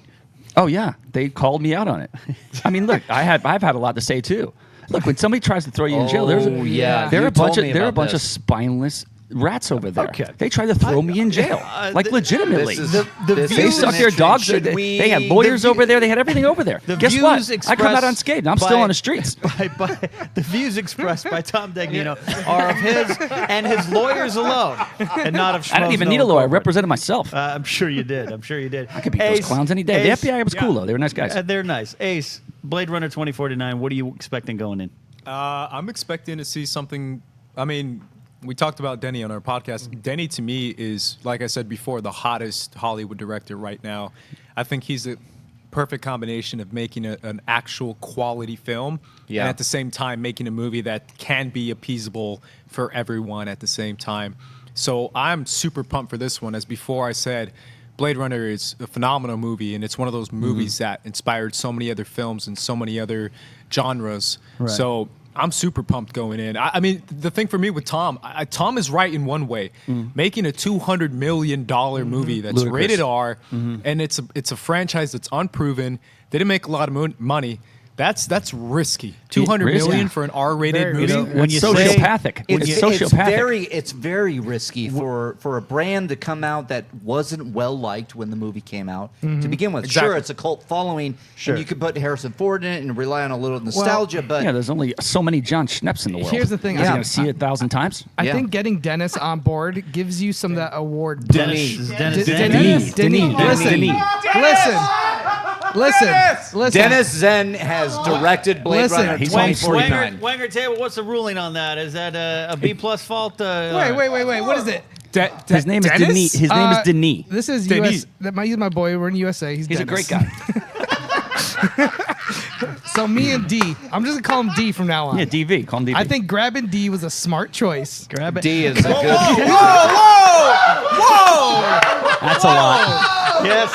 JT, you're talking about grabbing D, bro? Okay, I think we finally Grab found on. the rhythm of the show Yes. right now. Yes. I think this We is can where all, we should can all launch agree. from this point on. Yes, we can all that agree. JT has grabbed the D and has embraced this. So I think we need to really embrace this I said moment. the studio grabbed the D, not me. Well, the studio has grabbed some Set yourself D. up for They that one. grabbed D No, by the no, D he to grabbed get him to get some money. Yeah. Okay. That's a good rap. All right. I am on Schmoville, let's- and let me tell you something right now. It just caught fire on all right, Facebook. So. JT, going back to grabbing the D, talking Yes. about this. I think grabbing him, and they know he's going to get that award push. And if this thing has legs, it's going to be because it's in the conversation for Oscars, a re-release in January to give it that other Oscar push. Because with this director, look at Arrival. How much money did that movie make? A lot more than it It made a lot of money, yeah. And it's because the word of mouth spread. It broke 100 million domestic, which is Yeah, but kind that's a of quadrant movie. surprising. That's a bigger quadrant movie. This is a cult See, film. I would disagree with that because Arrival, it's a slow burn.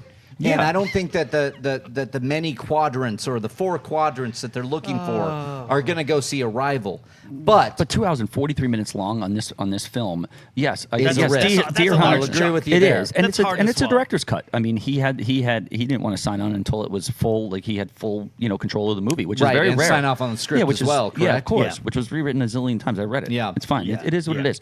Look, people are going to love the movie. Is it going to make the money? No. Is it good? Probably. The runtime is, I mean, it's a good idea to grab the D, but that's a hard thing to swallow. Yeah. That's that in my opinion is gonna take away from the repeat viewings. it is a hard thing to swallow. It's gonna take away from the I'm repeat sorry. viewings. I want this show to get off the rails. I mean, Mommy and Daddy aren't here. We got to do this right. Let's hold it for 5 more. RB3, bring back some decorum. No, grabbing the D, that's good. But no, That's a new T-shirt, by the way. That's a new You song. gotta make that into a T-shirt. Oh, But no, God. Should write a song. In all seriousness, no. Of course, we all love Denis Villeneuve. We all love Blade Runner. Dennis. And of course, and I think what this movie has to offer. I mean, you talk about the runtime. I kind of arguing against the runtime. Avatar is the highest grossing. Titanic's number 2. So I don't think runtime necessarily has to do with it. As long as you're making a great movie, and I think the buzz around this has elevated it to a new level. I mean, some people are comparing it to Mad Max Fury Road kind of deal in terms of like success. So I think this movie has the real potential, and even if it doesn't necessarily have the name power of the franchise, it does have Harrison Ford, who's hot off The Force Awakens, has Ryan Gosling hot off of La La Land. So it has a lot of factors that are playing really well into his corner. But 94% on Rotten Tomatoes at the moment. Yeah, by paid so that people. is by paid people. Okay. Yeah. RB3. Interesting. Are you a fan of the D's past work? Oh yeah, I am, and we I did just a whole still riff podcast on about that the D, so It's my work. I just my mic is out. Oh, You know what? And here's what I think. Cal's not even I just don't think you're going to see repeat viewings. How many times did you see Force Awakens, Ken? Like 30? I've seen it 15 times. Okay, that's not going to happen with this movie. And that's why the movie almost made $1 billion. Yeah. I just think it's foolish to put that much money towards a movie. Right. Like anybody, you know what? Cal the Schmoes could have directed that for $200 million. Anybody can do it. He's in development on the third Blade Runner sequel. Yeah. If you're putting that much money towards something with the best people in the business, and kudos to them for doing it, but they're throwing an old man's money around like haphazardly, constantly. Yeah. So it is what it is. You're talking about guys who put up $140 million for Point Break with no stars. Right. Yeah, that was so dumb. $200 million. Now they're trying to spin it to like 150 with rebates. Sure. Ace, Fucking give me check a in. break. Yeah, real quick. A buddy of mine and I were talking about it. I don't think necessarily the studio's thinking of this movie as a commercial movie. I think what JT said, or what RB3 said, is You're right, the Mad 100%. Max Fury Road kind of mentality. Oscars. Yeah, there'll be an Oscar push for But it. did Mad Best Max Picture, come but- out? Fury Road, did it come out with a Oscar campaign No. in mind? Came I out think in that May. came out.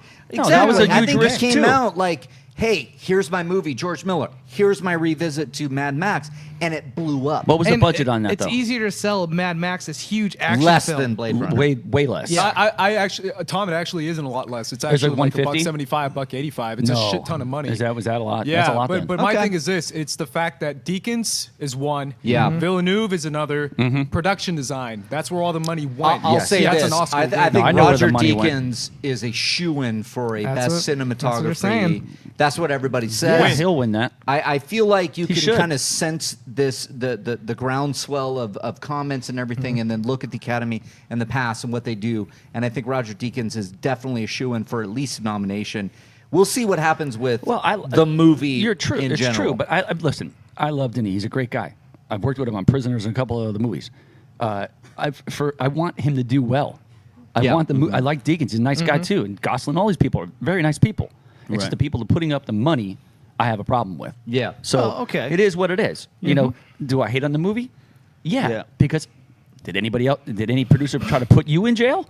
So the way you look at it, what am I supposed to say? Like, yeah, this is a good movie. He's so angry, he's popping the mic here. Yeah, this time. it's hard for All me right. too. All right, I know Tom has a personal beef with Ryan Gosling, and we're trying to work through that. But you're bringing good insight as always, and I don't joke about that.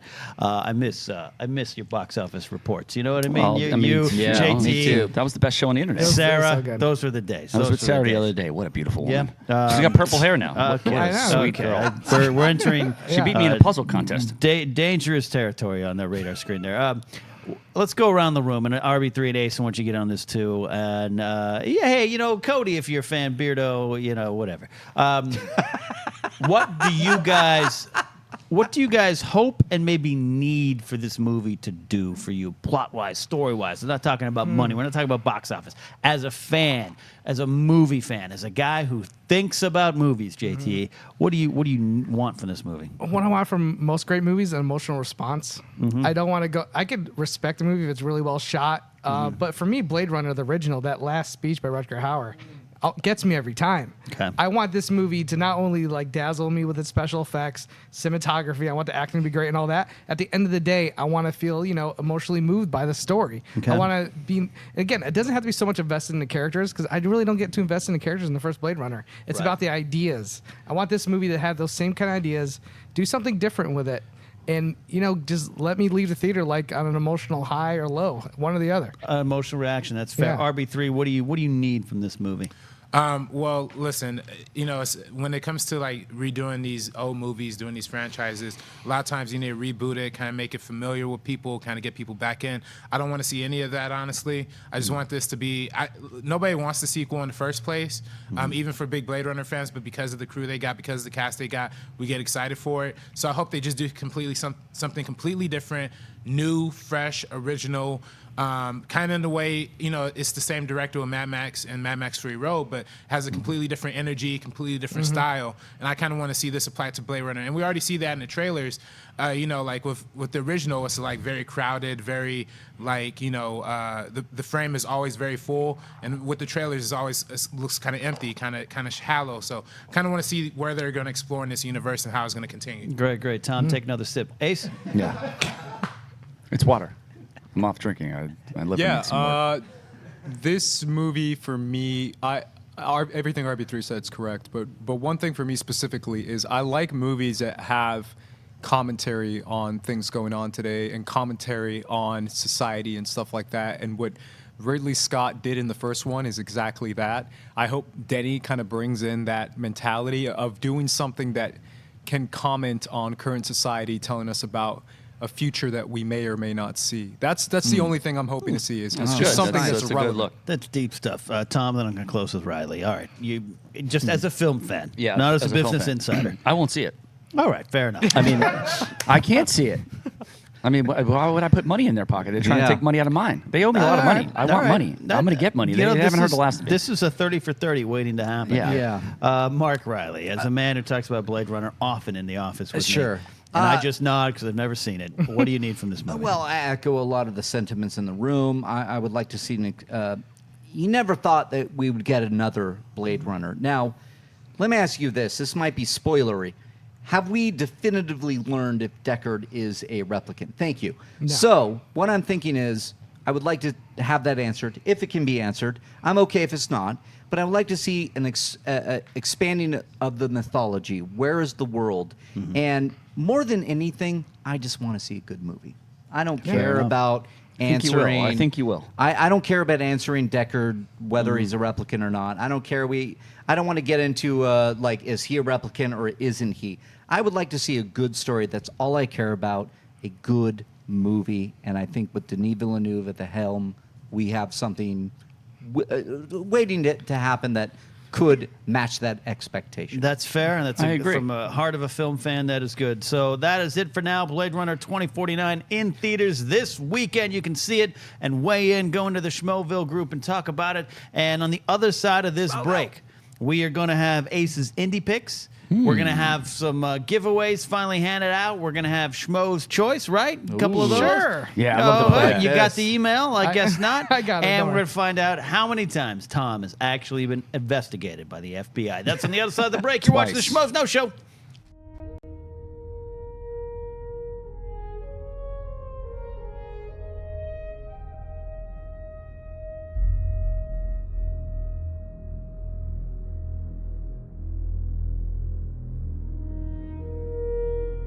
Welcome to the second break of tonight's show, Schmoville. I hope you're all enjoying our programming. I hope everyone is maintaining the show. I hope it hasn't burned down without my presence. I'm in good hands because I love my crew. I trust my crew. And you know what? My crew is my crew. You can have any beer you want as long as it's a Corona. That was a horrible Vin Diesel impression. I apologize. So we're going to be coming back just right now. So, hey, enjoy these next couple spots. Like I said before, SK Plus, that's a thing you're going to want to subscribe to. And the Schmoes Know iTunes feed if you're an iTunes-only listener. What's up? Check out all those shows, especially the Wanger Show, because it's like one of the best ones. Thanks. Bye. Everything else, that's just covering up for a mediocre burger. Nope. It's ruining the taste of the burger. They're like fireworks going off on your taste buds. It's just deliciousness. But then you get upset. I don't know if you do, but like some other people will be like, you don't want to put A1 steak sauce on a steak because that ruins the steak. So that's what? If it's a good steak. If it's a good steak, you don't have to put the A1 steak sauce. That's what I feel like. If it's a good burger, you don't have to put all that shit on it. Well, yeah. I mean, I'll admit there's some places where it's like, oh yeah, that that burger was bomb, and it was Yeah. just meat in the bun, and that was amazing. Yeah. But sometimes it's just like, that's amazing, but what else can we add to it? Some people, steak and potatoes. Nope. Less is more. No one eats a steak by itself.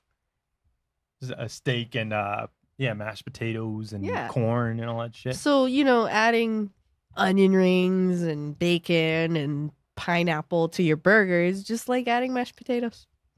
Guys, I want to talk about something else here. Very important here. I want to kind of segue into this. I was thinking about steal opportunities and how people tend to forget the multiple choice options or answers, or even the answer in the pizza guy's case. But are we opposed to the idea of allowing whiteboards during the wheel round just for the sake of notation? They wouldn't show them to the camera like in round one, but at least they can keep track of questions that can become quite long, especially multiple choice steal opportunities. Let's not forget, they cannot see these questions on any particular screen. So, sure. Aaron, would you be opposed to them having their whiteboards at their disposal to jot down what letter answer someone gave in case they had to steal, to jot down multiple choice answers, to jot down part of a long question that goes on forever? Would you be opposed to a notation device? I think we've actually, and I'm sure the fans will correct me, I think we've actually seen it used before. Mark Hamill dropped a possibility that the Last Jedi, I think the trailer was going to drop soon, and they're talking about it during a Monday Night Football game. I don't know which Monday Night Football game it's going to be. So we've got all this stuff that's happening. We're ramping up here, right out of TIFF, into the fall. These incredible movies are coming out. We had Frosty on yesterday on Movie Talk, and he was telling us all about these movies that he really loved coming out of TIFF. The Darkest Hour with Gary Oldman doing the Winston Churchill part. Margot Robbie with I, Tonya, the Tonya Harding film that's supposedly amazing and may get her an Oscar nomination. There's so many other films coming out that that we're going to get a chance to see real soon here in the next few months, and I'm super excited about it. And TV season is back. Things are starting to kick in, and hosting TV Talk, I have to be even more aware of the TV shows that are coming out and scheduling time to watch them, and so I'm looking forward to that.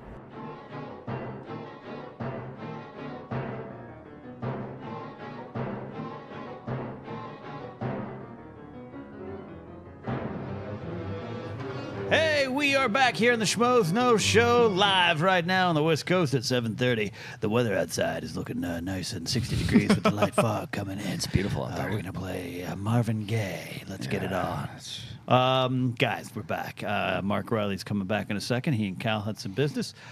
We have Tom here at the desk. Hi. How many times have you been investigated by the FBI? Just that once. I mean, I opened the door, and there's nothing worse than looking through a peephole and seeing dudes with windbreakers on. And it was a chick too, like one chick, and they were like grilling me. Must have been horrible for you. I was like, "Can I pour a thing of coffee?" And they're like, "Yeah." And they're like, "We'll wait outside for you." I'm like, "All right, cool." So I was thinking about like escaping, but I didn't do anything, so I didn't really care. Wow. So This is I made some coffee in a Stallone mug, went out there, Yeah. and went down to the park where all my buddies were working out. Yeah. And they're like, "Hey, Tom," then they see the FBI, they're like, "Oh shit, that's Okay. bad." So yeah, it was pretty cool. They What- just embarrassed me over what- there. But Yeah. you know what? I'm still here. I didn't do You're anything. still here. I didn't do anything. I'm still here. The Tom Dagnino story, which is going to be a great book that will be evidence in court one Yeah, day. I got my That's memoirs. awesome. I'm writing a 100-page expose on my time at that company. Expose. Sounds great. Speaking of great, Cal is back. Cal, did you go potty? You go potty, Cal? I'm yelling at a dog off camera. Has anybody else here been investigated by the FBI? No. So I hold that dubious distinction. I've worked with the FBI in some investigations. Oh yeah, you have. Yeah, I have. They're really but, smart guys. Yeah, Not smarter than me, but they're cool. They're good teams. Yeah, Good windbreakers. They're nice guys. Quality windbreakers. They weren't the murder guys and like the terrorist guys. They were just like the cyber crook guys. But I didn't do anything. No, that's the CIA. Yeah, it was some weird male stripper. It might have been that. Might have been that. Wasn't me. Speaking of male strippers, Ace, you're here. I am here. And you do. That's my past life, Yeah. Ken. We do not talk about It could my be your past. future too. Hey, you have a great segment. You've taken over for the great minds that have come before you, Sasha Pearl Raver, and of course Alicia Malone with the Indie Picks. It's now Ace's Indie Picks. That's right. Let's hit it. Ace's Indie Picks. Whoa! Ace's Indie Picks. He's gonna talk about indie movie. Yeah. I love that. That's fantastic. That's really it. That's the best thing I've ever seen. For a second, I thought you were doing that live. Well, I and was mean, like, I could do it live. That's just amazing. At the same time. Classic. I thought it was live. That was weird. It's great. Yeah. All right, hit us, baby. I hit got us. some awesome indie picks for the month of October. I got some spooky indie picks. Ooh. Not really spooky, but kind of spooky. They're all about ghost. The first one is starring Kristen Stewart, my homegirl. Shout out to Kristen Stewart. Okay. It's called Personal Shopper. Now, this movie is very much an indie movie because no one saw this movie. It came out, I believe, February, maybe January, very early on. But essentially, it's about Kristen Stewart, who just lost her twin brother. Okay. And both of them were what is known as a medium, or basically people who communicate with spirits, or people who have a distinct connection to spirits. Right. And Jennifer Love Hewitt. That's what, yeah, correct. But that's also one of, yeah, shout out to Jennifer Love Hewitt. Sure. That's one of her. Right. It's more of a gig / hobby of hers, but her actual job is being a high class personal shopper, which basically is a fashionista for high profile clients who, you know, a super big supermodel or something like that, and she picks out clothes for them. Okay. So that's her actual gig, but it's a very interesting movie because it combines elements of psychological thriller and actual, like, a little bit of horror, creepy moments in it. Like, I was talking to RB3 about it because he was actually one of the ones who recommended it to me, as well as Alicia Malone. And it's a really interesting, creepy movie that keeps you intrigued. A lot of it is based on the back of Kristen Stewart because she kind of keeps the whole thing together. And it's this odd combination of comments on, you know, the high class as well as losing yourself and losing a very significant other. It's an extremely interesting movie. It has very creepy elements in it, and I highly recommend it because it's one of those ghost movies, I guess you can say, that has a different angle towards it. And it's always that thing, right, where It's not just jump scares. Exactly, Boom. right? Yeah. Because Riley knows this for sure. It's like one of those. Every time you do a ghost story, it's like you've seen it before. You've seen it before. right. Yeah. This is one I would say you probably haven't seen something like this before. It's very original, For and, good things. it's very interesting movie. I highly recommend it. Personal shopper, and Kristen Stewart as an actress. I understand the Twilight thing, and that's we talked about backlash earlier, and that's part of what happened there. But Yeah. I know she can bring it when the material's right. Oh, absolutely. Not only as an actress, I love Kristen Stewart as an artist. I know that sounds so pretentious of me to say that, but it really is. Just like, hold your pinky up when you say it. as and an it'll be autist. Yeah. No, for me, it's one of those things where Kristen Stewart, she's a big proponent of film, and she loves indie movies. She loves films. She's always at the festival. She's always at Sundance. She pushes women directors because she just recently got into directing. She just directed her first short film at Sundance, and it got a little bit of attention because it's Kristen behind the camera now. Sure. And that's the thing I like about her, is that she's always pushing boundaries, pushing different things, and kind of trying to break out of that Twilight like mold as far as commercial movies and go more into the independent, more art-driven movies that I appreciate her so much, and she's one of my favorite people in Hollywood. Sounds great. Sounds like the good stuff. Anything else on the list? Absolutely. Another spooky ghost movie that I saw recently is Ghost Story, and this is one starring Rooney Mara and Casey Affleck under a bedsheet, looking like that as a ghost. Looking like that. The whole movie? Pretty much the whole movie, yeah. Okay. Pretty much the entire movie, he's literally under a bedsheet, and you do not see Casey Affleck. You just see his person, and that's him under that, apparently, because I saw a few interviews with him. Who's he under there with? Who's he under there with? No, just by himself. Oh. But I was about to say. at the beginning, it was Rooney Mara. So another shout out to Rooney Mara, because Rooney Mara is an actress that I absolutely love. She's mainly known for her role as a girl from A Dragon Tattoo, and her and Casey Affleck have done another movie together with the same director, which is David Lowery. This freaking movie, no one has seen this movie. This is one of my favorites of the year. Really? It is something that has pushed me so much because watching the movie, it is one of those, it's so slow, and it's known for its very long takes. If you do not like long takes, you will not like this movie. This movie has some of the longest takes I've seen in a film. It has like 6-7 minute takes. Oh, it's great because you feel the emotion out of everyone, and it's all about Rooney Mara, who loses Casey Affleck in an accident, right? And this is in the first 5 minutes in the movie, so it's not a spoiler. But essentially, he wanders around the world as a ghost, and he's limited to that, what we just saw, which is him in a bed sheet, covered, classic comic unable ghost to. take, yeah. Correct, but at the same time, he takes that comedy trope, the director, Yeah. and he makes it into like a very depressing, sad picture of what it is to actually be a ghost. What if you live in a spirit world as a ghost, haunting your significant other, but the haunting is more like you see them live their lives and you're unable to speak to them. Oh. You're unable to do anything about it. There's scenes where she's moving on and he can't do anything. He's just a ghost who just like wanders Sixth and Sense. watches. So we went to hell? What is no, this? No. It's Sounds one like of those things Manchester where, by the Sea, too. How do you get beyond the ghost field? How do you get beyond Yeah. the spirit world Right, into right. the next world, right? Do you have to move on, so to say? And it's so Pete Lowry, the director, right? Correct. Yeah, who did Pete's Dragon and he Pete's did Dragon and Boondock. No. Saint Maria, something Clouds of Saint Maria. Them clouds. Internet, come hit us up. But it's one of those things where it's a dark movie because of that. So he flips it on his head. We're taking a comedic visual of a ghost and making it into a very interesting depiction of the kind of the meaning of life and, and what is afterlife and what is the meaning of connections and purpose, and can connections last more than a lifetime? Can they last beyond the plane of existence that we live on? Giant questions that he hits on. And it's touching, it's moving, it's powerful. The long takes work so well because it really engrosses you into the performance. And Rooney Mara is amazing in this. She has a very famous long take that a lot of people talk about when they talk about this movie, where she's eating a pie. And that scene, she eats an entire pie in one take. And she's tiny. She's like 70 pounds. Yeah. And she eats the entire pie. And it's like a 10-minute take of her just eating the pie. Crying, and it's one of those things where you initially look at it as like, this is ridiculous, and then when you realize, oh no, this isn't ridiculous, this is real life. Like if I lost someone, if I lost a significant other of mine, I'm going to be drowning in just depression. And capturing that by not cutting away and just keeping one take is beautiful. Yeah, it's beautiful. A brilliant movie. It's great filmmaking. When they do that. It's like when P.T. Anderson held on Mark Wahlberg's face when they were shooting guns in Alfred Molina's sex dungeon. I mean, everybody's like, why? Because Wahlberg was even like, why are they? What are we holding for? But that made the movie. It was fantastic stuff. Now, this movie, it was a spiritual awakening. Yeah, and this movie, I'm telling you right now, especially the third act of the movie, is phenomenal, and it has so much to say about life and about the meaning of life and about connections. And it's honestly one of my favorite movies of the year. I highly recommend searching it out. It's already out. We're giving away Blu-rays for it tonight. So if you're hashtagging Schmoes Know and if you're retweeting the live link, you're actually going to win one. And if you're not going to win one, I would highly recommend either renting it or buying it, because it's a phenomenal movie that no one's talking about. RB3, you get those winners ready, RB3. All right. And all right, final one or what? That's my your my list. one, man. Hey, yeah. that's a good list, man. Yeah, it's yeah. great. And I gotta say, Friday nights at Ace's house have to be pretty intense. Sitting down watching these movies.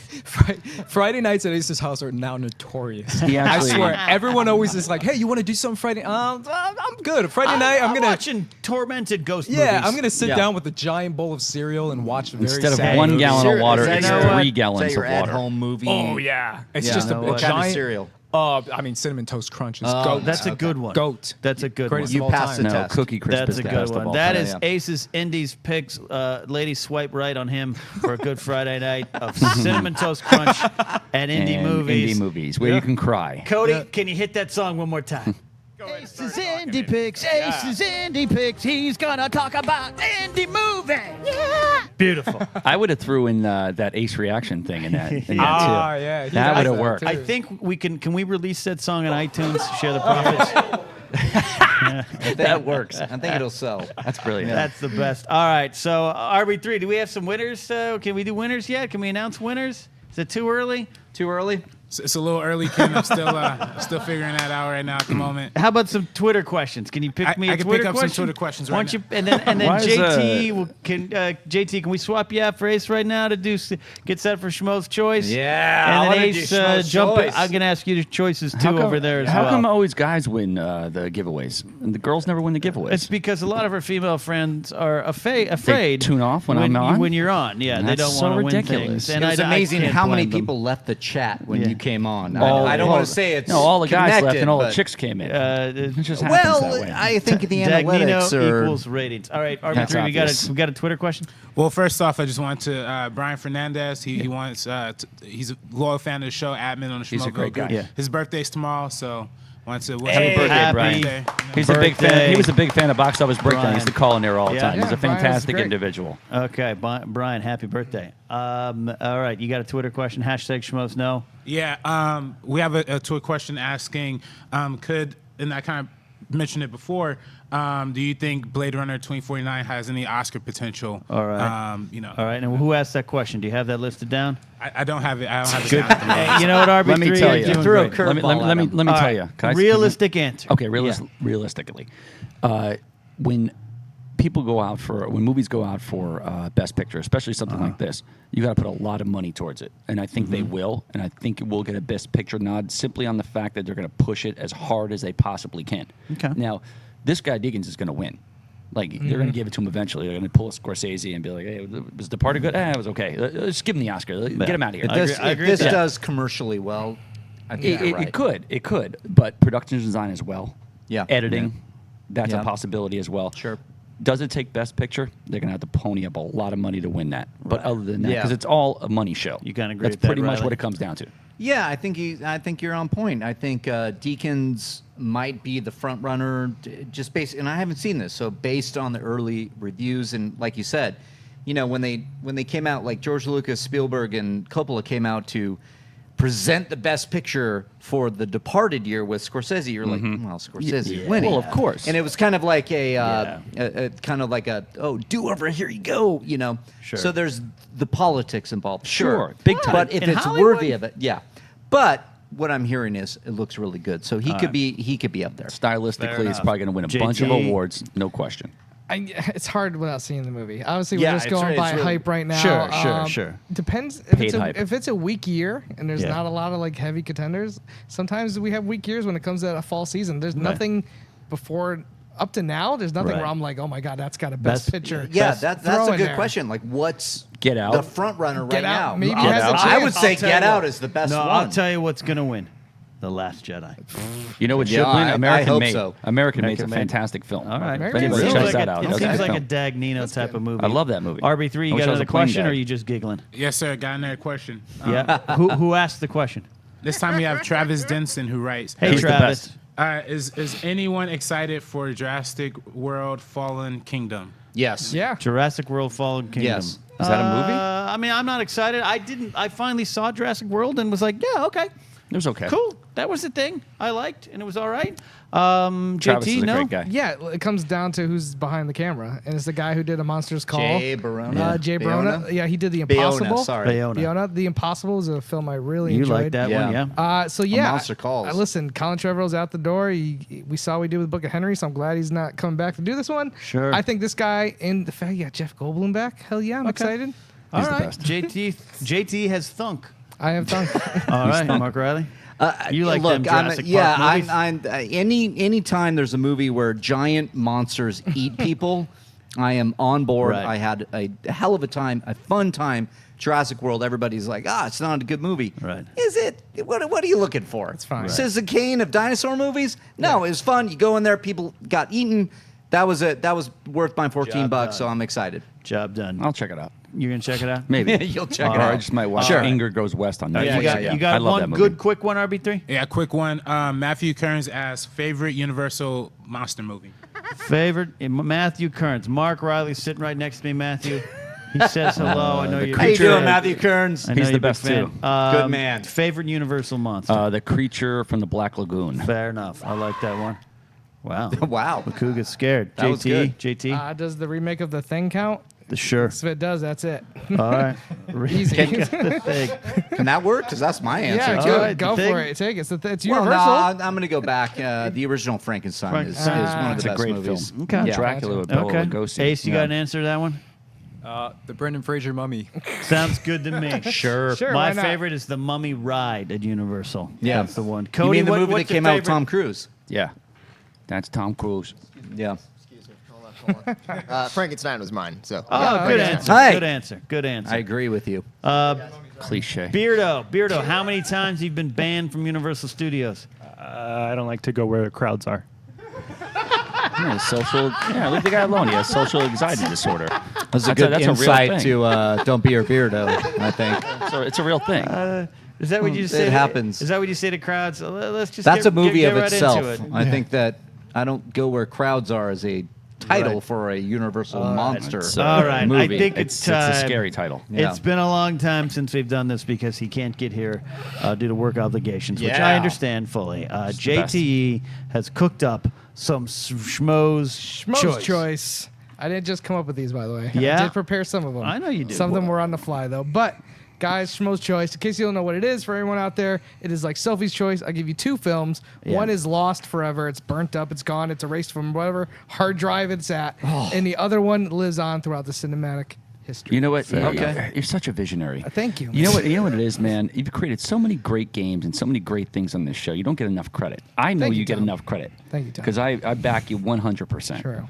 I remember when you guys weren't together like this. It was really Right. fun. Yeah. Right. You All guys right. didn't like each JT. other. He sent a weird email. He Hit it. was So drunk. He doesn't fun. drink that Hit much. it. We'll go around the room. So glad you made Here we it. go.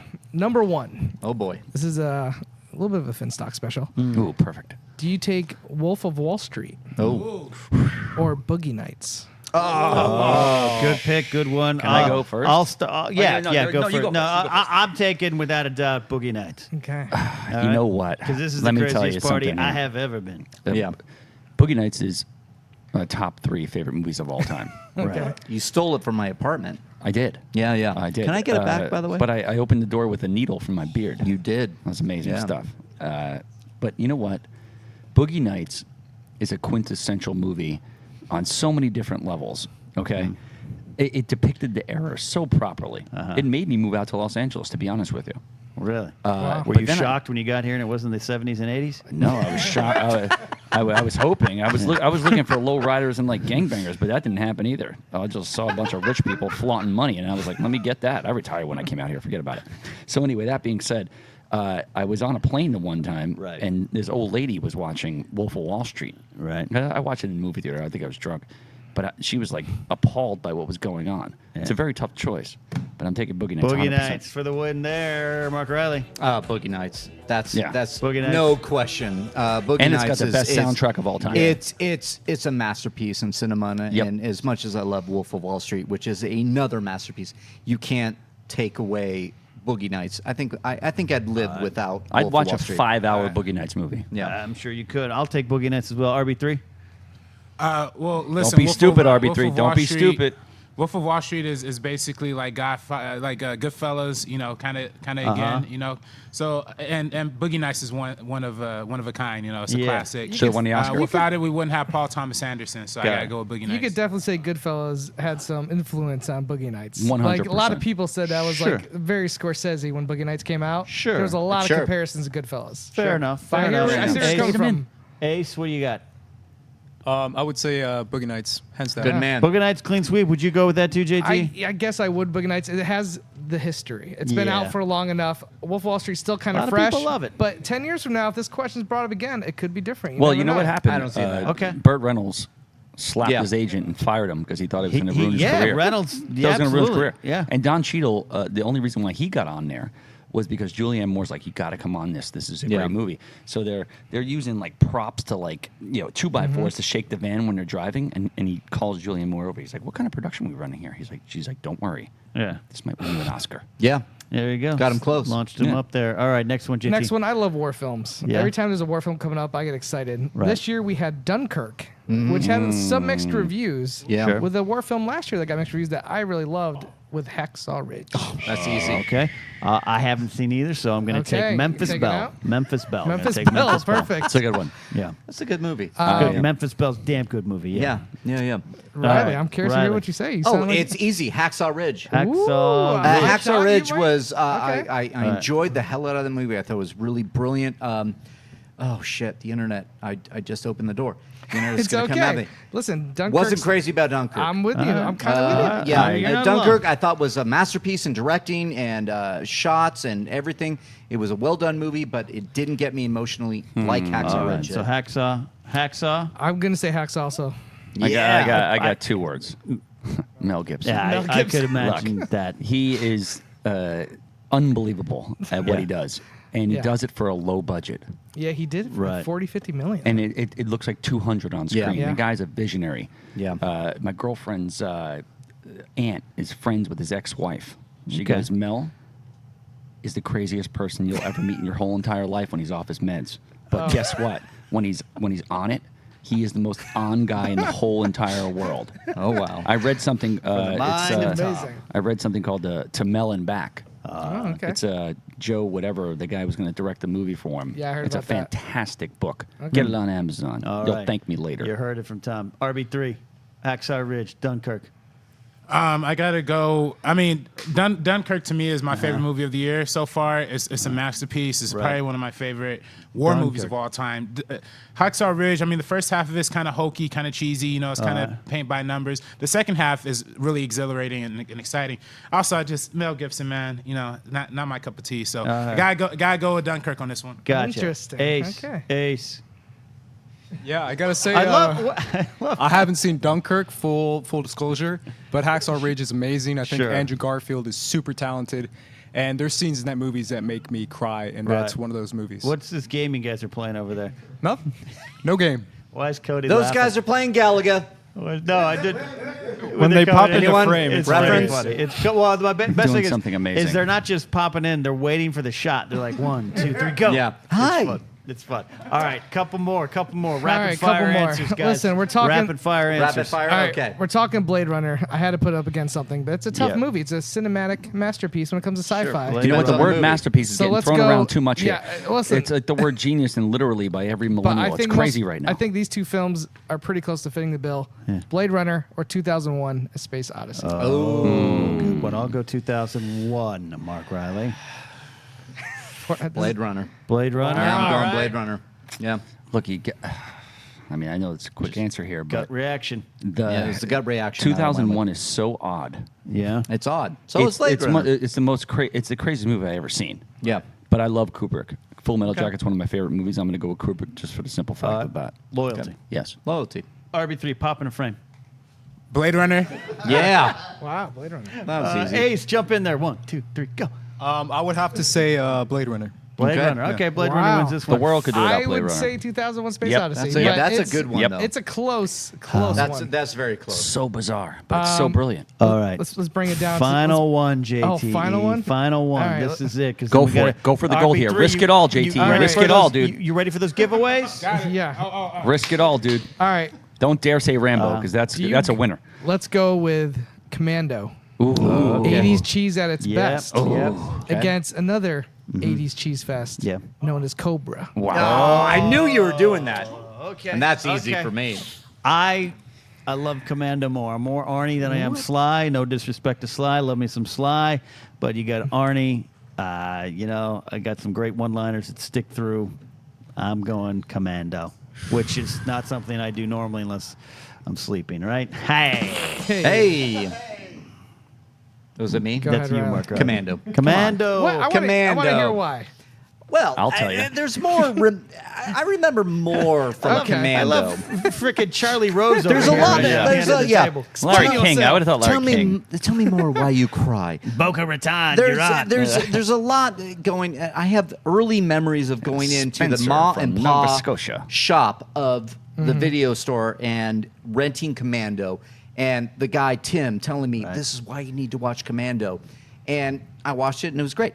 Cobra is great. Don't get me wrong, but so many memories of mine of growing up revolve around a little bit of Commando with Alyssa Milano. We have Yeah, John. yeah. I'll be I of had- 18, John. So She was remember my when I first told you I'd crush. kill you last? I lied. And he Right. drops it. Come on, Commando. Okay. Fair enough. Fair enough. You know, I think I would know this answer. Alyssa Milano is definitely my first crush in the world. Yep, Like yep. that's when I Who's first the knew, boss? like, with something that the apparatus with the D, you would put it in Well, the pants. okay, let's- actually make something. All right, makes well, it move a little bit. But perhaps- anyway, that being said, Had a I lot love of Ray D Don. talk. I love Ray Don Perhaps we Chong don't as talk well. about that stuff in front of Cody. His and- wedding night hasn't happened yet. Right, and there is Luther. Not Luther. He was Luther in 48 Hours, but I forget his name. The one he kills last. Yeah, I know what you're talking about. Okay. He's the best actor, and he was in Warriors. Look, Schwarzenegger is at his full point of jackness in this. Yeah. he is absolutely shredded out of his mind. The wordplay in this. I gotta go Commando. I love Stallone, and you know that. Yeah, I know. But Commando is the movie here. You got him to go against Sly. That's a feat, JT. That's huge. That's huge. Ace, you got nothing? Got nothing? Just based on that, that's heartbreaking, Tom, because I love Stallone. Just based on Stallone alone, I'm going Cobra. All right. But it was a Beverly Hills Cop script, and they switched it up. All right, that happens. That's right. Stallone. RB3, do you have a choice in this? Nope. No. Okay. Let me just say this. Yeah. But Brian Wilkinson's face, whatever his name is. Brian Thompson. Yeah, Brian Thompson. The reason why I'll take Cobra is because Brian Wilson. Commando gets a Beach little Boys? too ridiculous. Like, it's almost a cartoon to me. Sure. I want my 80s action to have some sort of edge to it. There's times in Cobra where I'm like, holy shit, this is getting violent. It's cool, man. It's what I wanted to see as a kid. It's more real. I don't need to see a guy throwing blades into people's Yeah, heads. but there was C4 in Commando. But Every you time could there's t- you C4, I vote for the movie. You I could love totally C4. kill somebody though by throwing a pipe at them and Yeah. impaling them See- on a water And cooler then that saying something blows out. amazing afterwards. Here's the thing. I always like my action movies. They can have some cheese, but I need a little bit of realism in there. Okay. Again, not even realism, but edge. I need a little bit of edge. The opening supermarket scene is pretty fantastic as fantastic. well. Yeah.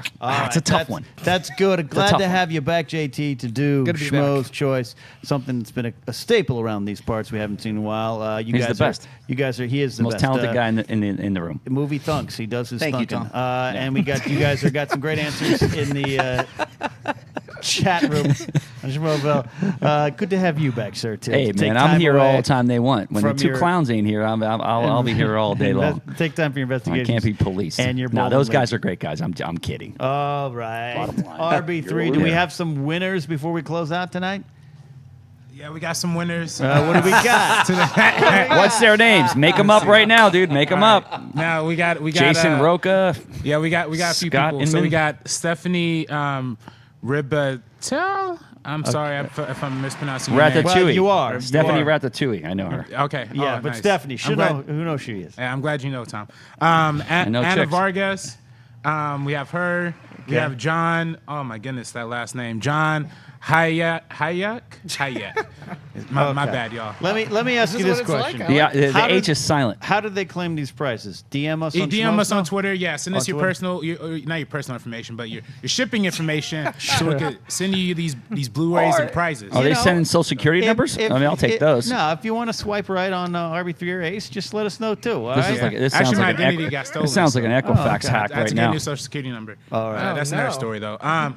Demario Davis is another one. Okay. He's a we have football a lot of player. winners today. We have a lot of Blu-rays. Scott Cordis. I'm sorry, I'm again pronouncing.